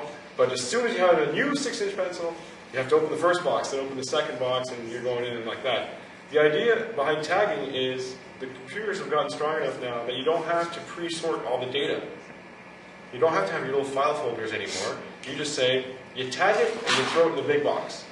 Because now the box is smart enough to pull out what you asked for. So the idea is that you throw everything in the box and you say, box, 2-inch pencils. All the 2-inch pencils come out. Ah, this is where the technology now is interesting. We don't have to pre-sort. You know, at home we all have filing cabinets. Oh, hydro receipts and tax information. Imagine if you could just all dump it in there. Which is kind of what I do anyways. But you could all dump it in there and just say, give me all my hydro receipts. And they all come out. Ah, nice. That's the idea behind tagging. So what you do is you create either a piece of media or a blog post. You create a piece of information and you use those tags to define it or to make it easy to find. For example, on our last show here on Buffet, we tagged, because we talked about Apple, I talked, Mark talked, we talked about Joe's IndieCam Radio, we talked about iTunes, we talked about Podcamp Toronto. The previous show, we talked about all these different things, but we tagged it, we talked about Diana Johnson, we talked about Easy Every Show, etc., etc. You'll notice that Mark and I are there each time. And I'll go into that why a bit later. And where it gets interesting, of course, Bob, is when you get the Flickr.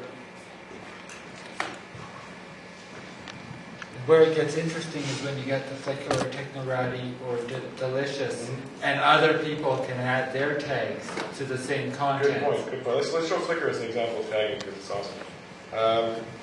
Flickr's the big thing. If I can spell right.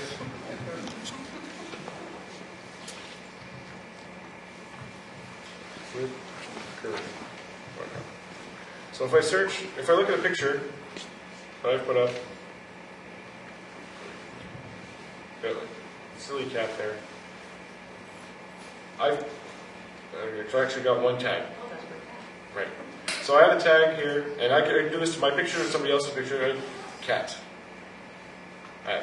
So now what I said is, what defines that piece of information is that it's a slacker shot, which is just something we do with my friends, and a cat. So now if I want to search for cats, I can, okay, here are all the pictures I've taken that are tagged cat. You might say, why, okay, this is obviously a cat. These are cat's parents.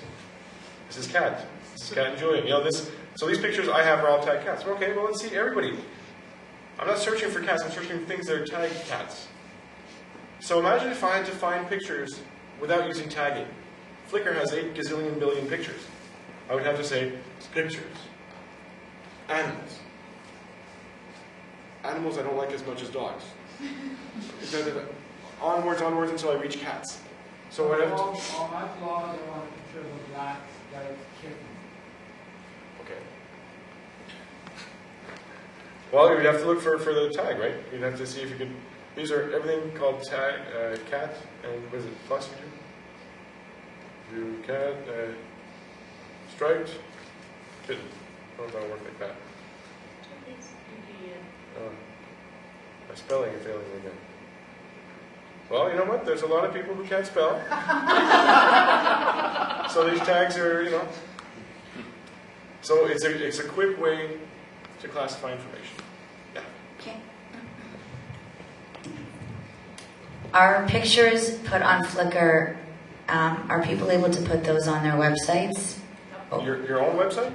Yeah, is it just, like you were saying, once you put something on the internet, it's out there. So well, if I want that cat on my website, can I copy the image and put it on my website? Let's see. What does he say here? No, you cannot. I mean, you could, right? You could always do a save as and whatever, but all rights reserved. Oh, so you have the option of, you can say... You set the license with your picture. For example, if somebody wanted to use the picture of my cat, or our cat, some rights reserved. So what am I, by attribution, non-commercial, share alike. So if you sample the image of the cat sticking his tongue out and you make a collage of pictures, you better share it the same way I've shared this. So, again, licensing. It's fish, by the way. That's fish. Catfish show. Cat, fish. There you go. Here it is. Quick question.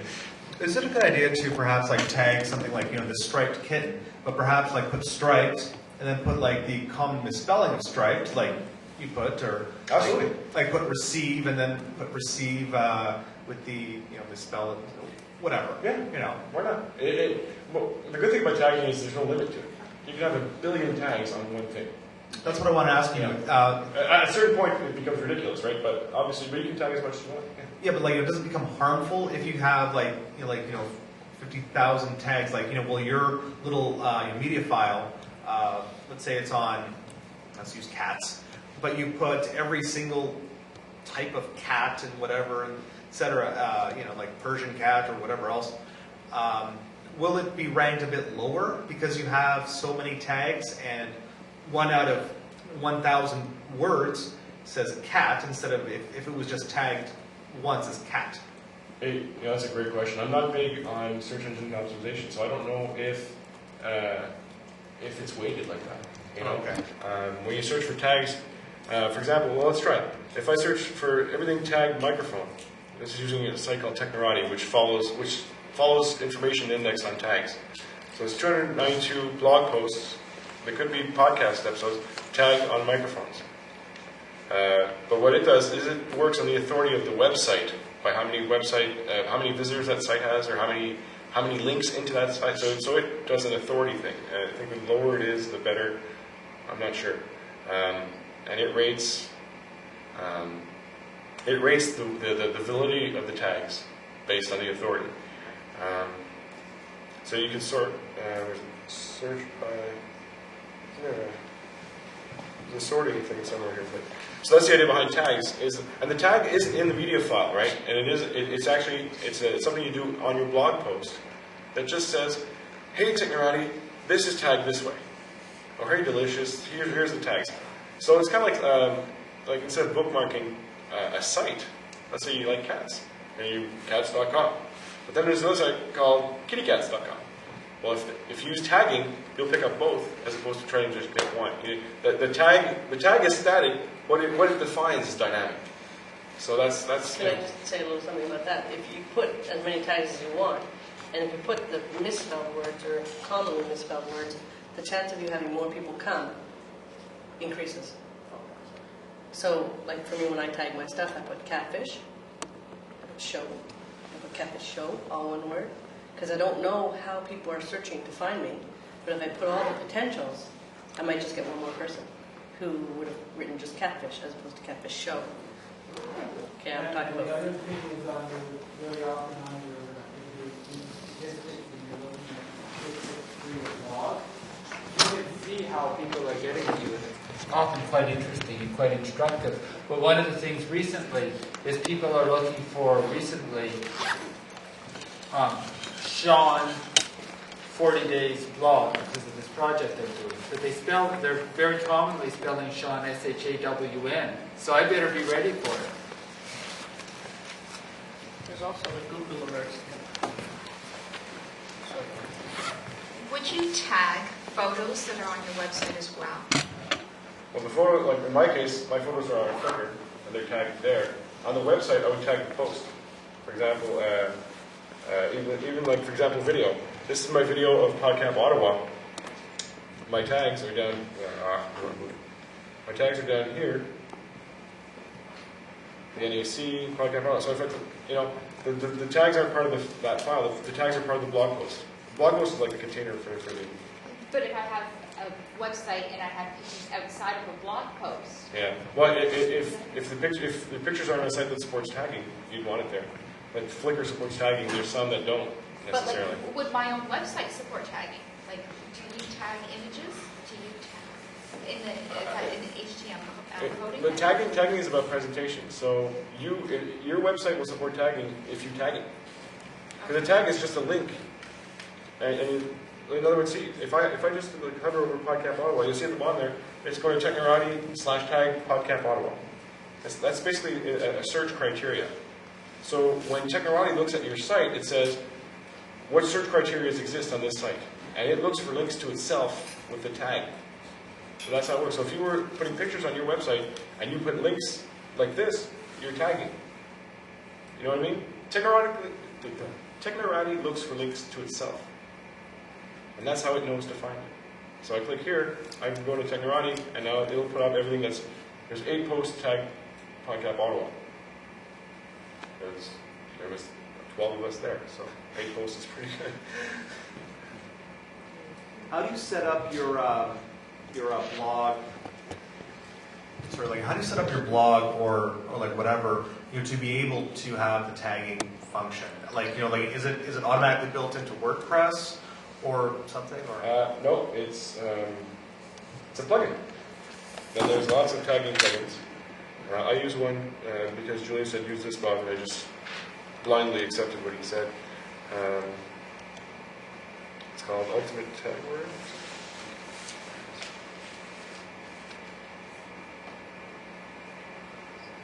Yeah, Ultimate Tag Word, right here. And what that does is it lets, it splits it off from the bottom of the post. It does it automatically. I don't have to say technorati.com/tag, make each one a real link. It gives me a field when I write a post. It adds this down here. If I write, and then it adds this extra little section down here, tags. And so I just put, like Fred, Barney, and then it'll make links out of that and format it nicely at the bottom. So that's it. It's a nice plugin for that. Is that on the package? That's not on the package. It may or may not be, I'm not sure. So you have an RSS feed to Technorati then? No. I have an RSS feed of my site. Yes. And inside that feed is the content of my site, which includes links to Technorati. It's messed up, right? Basically, tagging, it's links. Think of it as links. But you're not linking to basically another site, you're linking to a search. So Technorati is a search. Technorati is a search, it's tagged for search. So as long as I say Technorati and then I put the tags, then it links to it, as long as I say Technorati. Yeah. Let's see. Yeah, that's how we used to do it in the old days.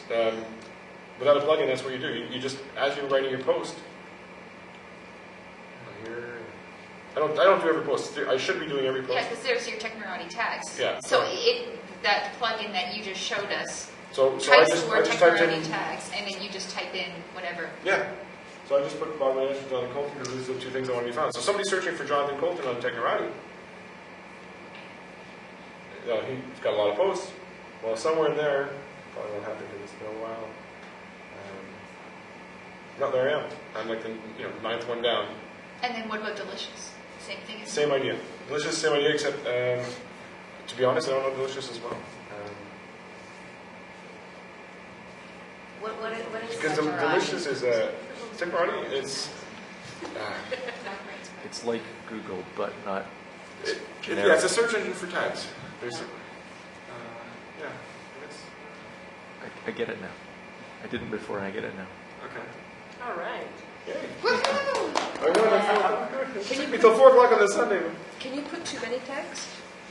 Yeah, if you just to be visually annoying. If you over tag, you also, it'll take up a lot of room on a blog post. So you have an 8-line blog post and you have 16 lines of tags. That's kind of annoying. If ever you have a chance to talk to anybody about this, Julian Smith would be great. Yeah, he knows he's how to big on. get He knows all that stuff.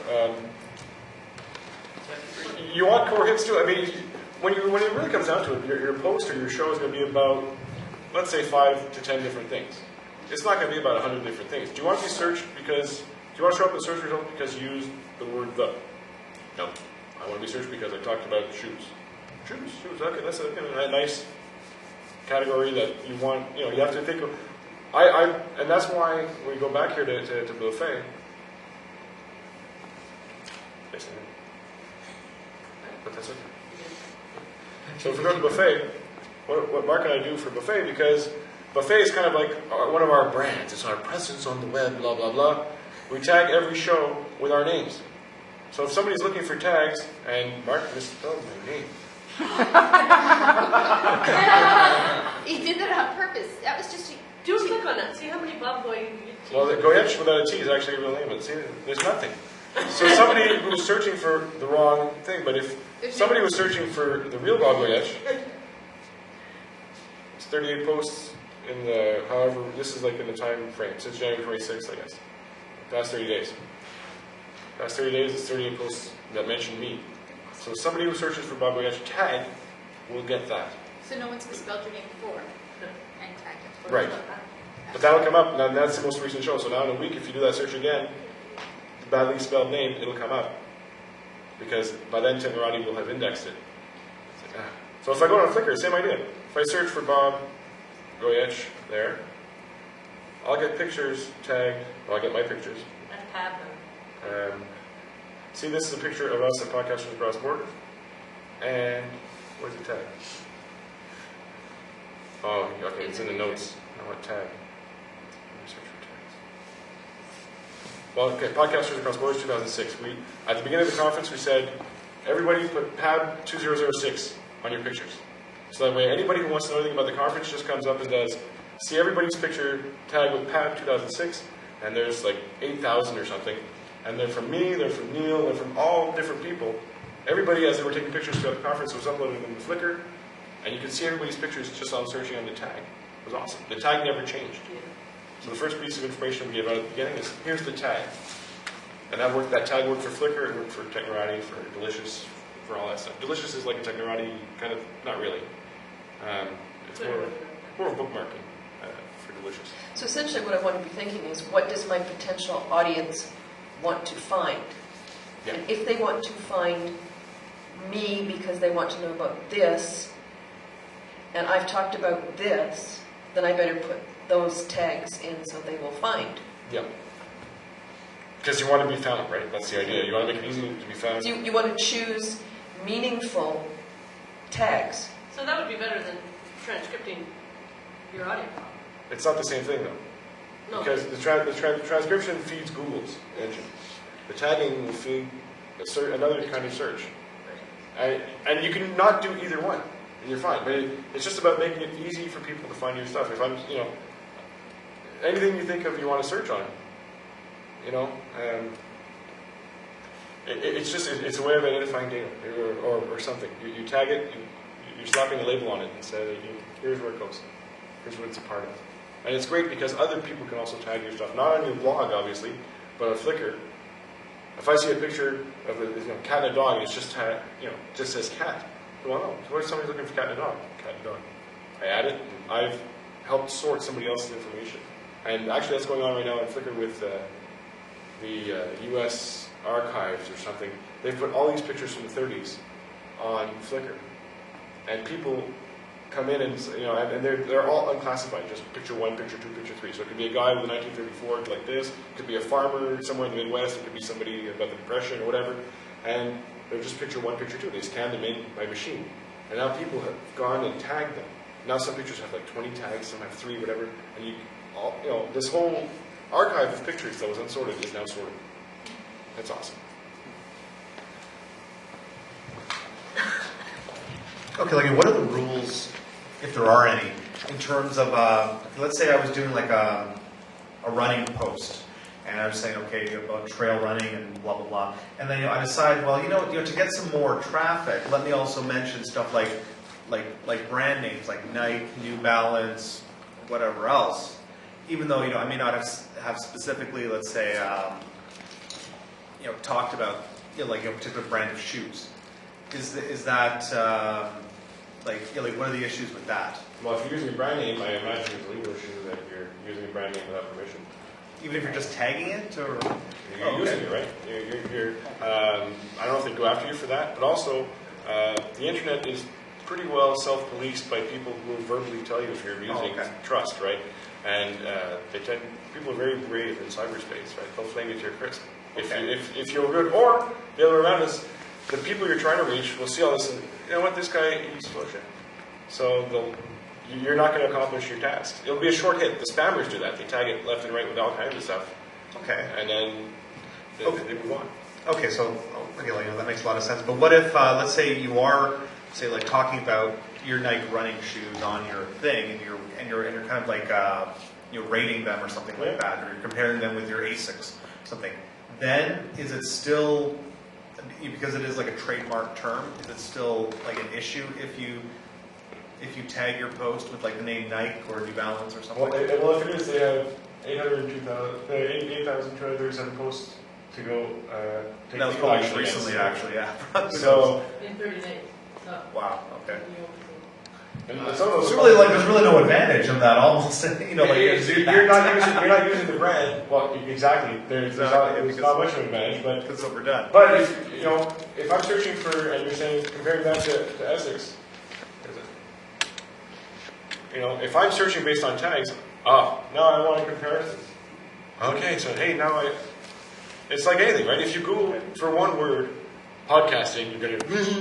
If you get podcasting techniques, okay, you get a bit more. If you get editing audio podcast, that's how you're going to use Google, and that's how you're going to find your thing.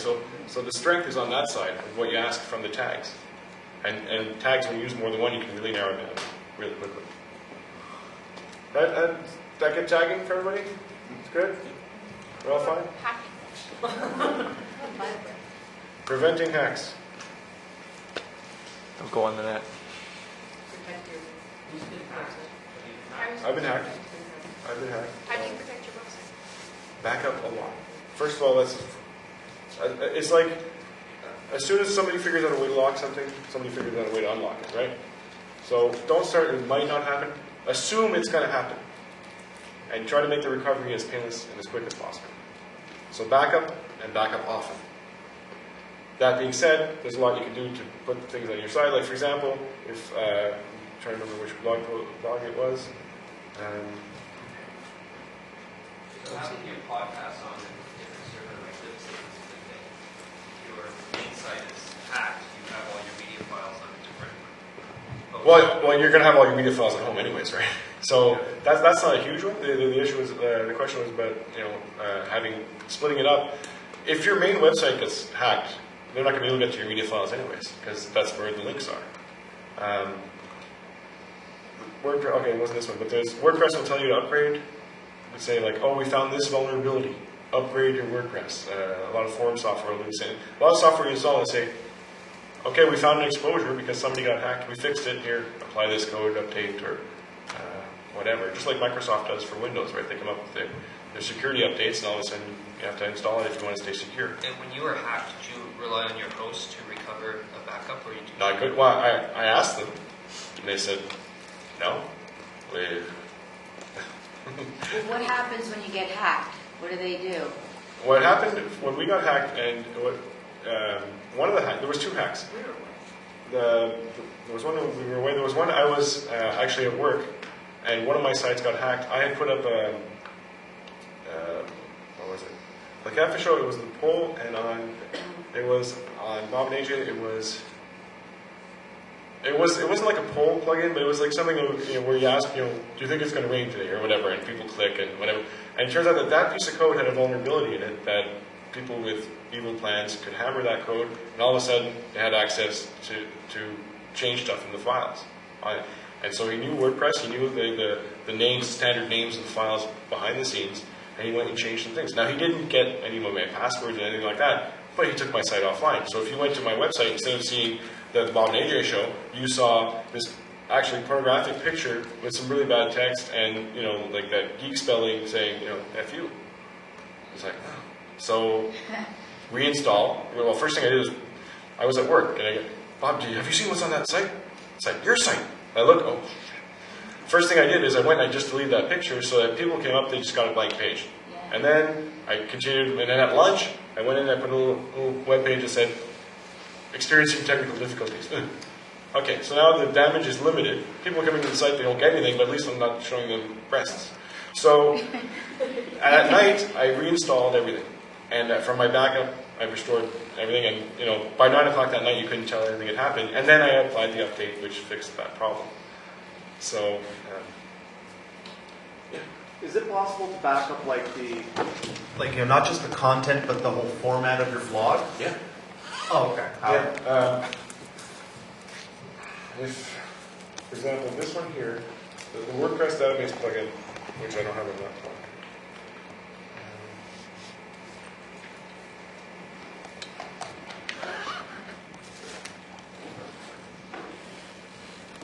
This will back up the content.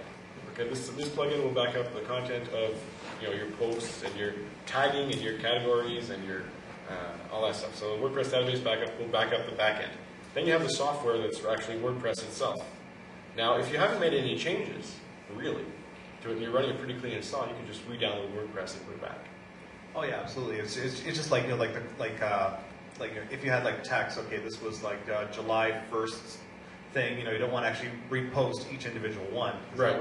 Right. I mean, you reinstall WordPress and then just say, oh, connect to my database because it's still there. Oh, and then it'll just reappear. It'll have content to present. So it's relatively pretty easy. Yeah. It sounds like it. Okay. Everybody know what FTP is? File Transfer Protocol. It's how you talk to servers and things like this. This is what you back up separately. For example, my site here, bobwilliams.com, is actually this folder right here. And so all the files that are under that, that's my website. And if you install WordPress, that's what you end up with. I routinely copy all those files to my local machine, burn it to a CD, and put that CD away somewhere. That way, I don't have to reinstall WordPress, or at least I have a last known state, and all my customizations are intact. So that you want to keep, because you've hired somebody to do the theme, then you can lose all that. So you want to keep your setup as it is. So I download all that to my local machine and I burn it to a CD. Actually, speaking of that, just I've never done a website. Other than like the media files, which can be huge, how big is a website in terms of backup? Really? Tiny.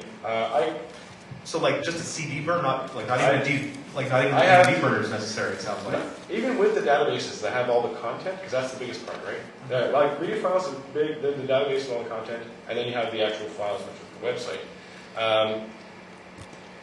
I think I have 19 or 18 websites, and without counting the audio files, I can fit all those easily twice on a CD.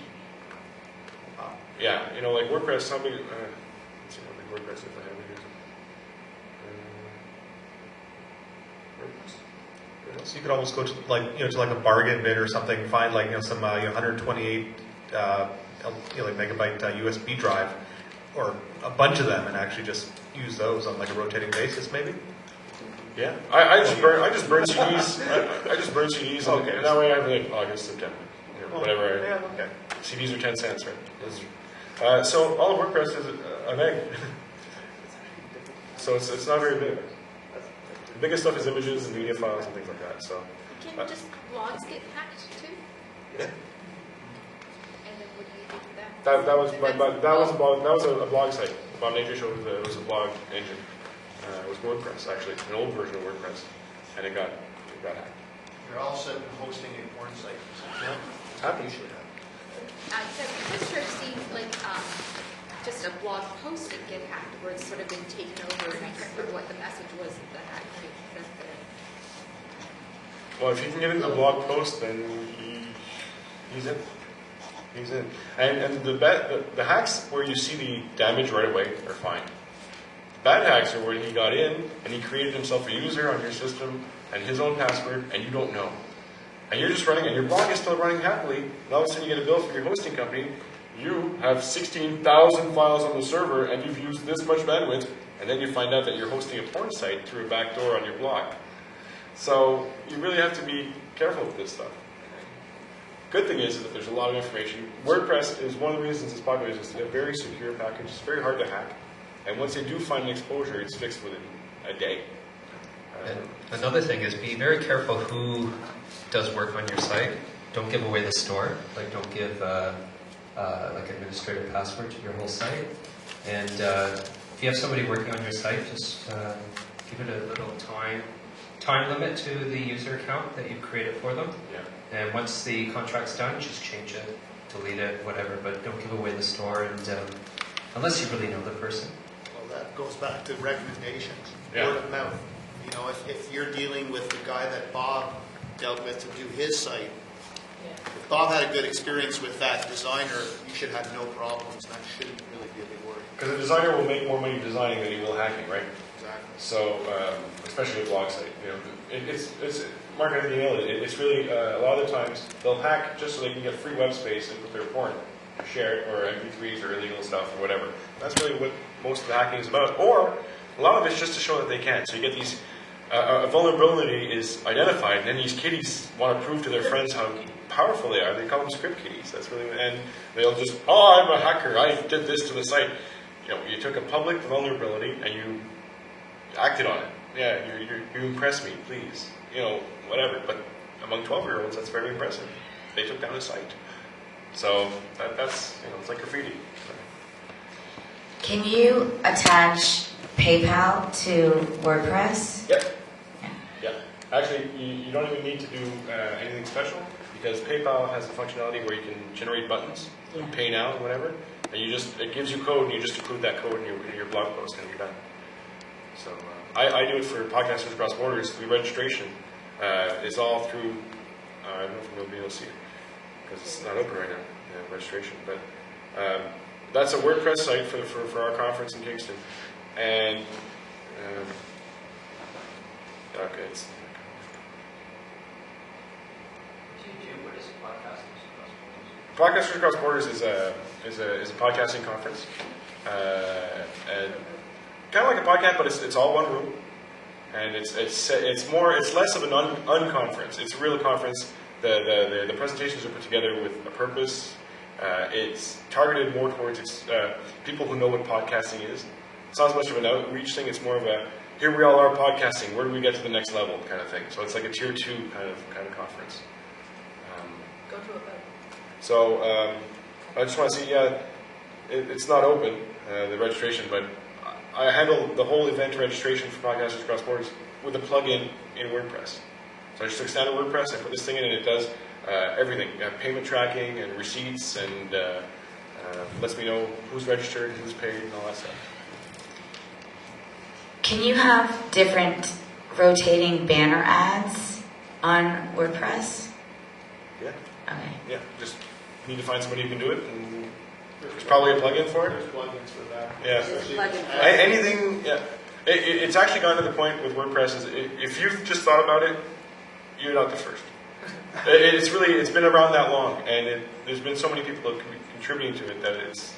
You get to the point where you're trying to figure out which plugin that does what you want to do, like which one is the one you should use, because sometimes there's 10, 20 of them. That's a good point. You know, you got to kind of look, and that's when you look at support of the community and, you know, stuff like that. Yeah, like there's plugins for AdWords as well that will automatically generate the Google AdWords and all that stuff. And,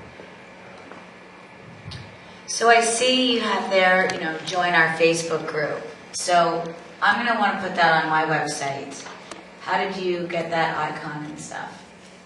That's Nico. So Nico would be really cool. Nico, who does our web design, Nico would be really cool to have a Facebook link. Yeah. And within minutes it was there. So, but it's just a link, right? Is that something that you get through Facebook? To have a small link? You might have just grabbed this image and copied it, Maybe there's links. A lot of websites will offer badges, and they'll give you graphics. You know, like Flickr does it, or Technorati. You know, they want people coming to their website. Facebook wants you there, so they're going to make it easy for you to link. So they'll supply you with links and stuff like that. You're an affiliate with Amazon or something, the same thing. Yeah. All right, let's go to the parking lot, see what's left, because then we'll go to the real parking lot and get the car out. Preventing hacks, stay updated and stay current and keep backups, because they're going to get hacked. Change your password regularly, that's a good one. All the stuff you hate when your bank tells you, do that. And that's it, I think we're done. Thanks, guys. Thank you so much. You guys toughed it out until the end of the Sunday. That's really good. Appreciate that. They pulled everything out. They pulled I'm just now a shapeless rag, a nothingness. All my worth is gone. They've given it away. Thank you for putting this on. Oh, sure. It's been great. Yeah.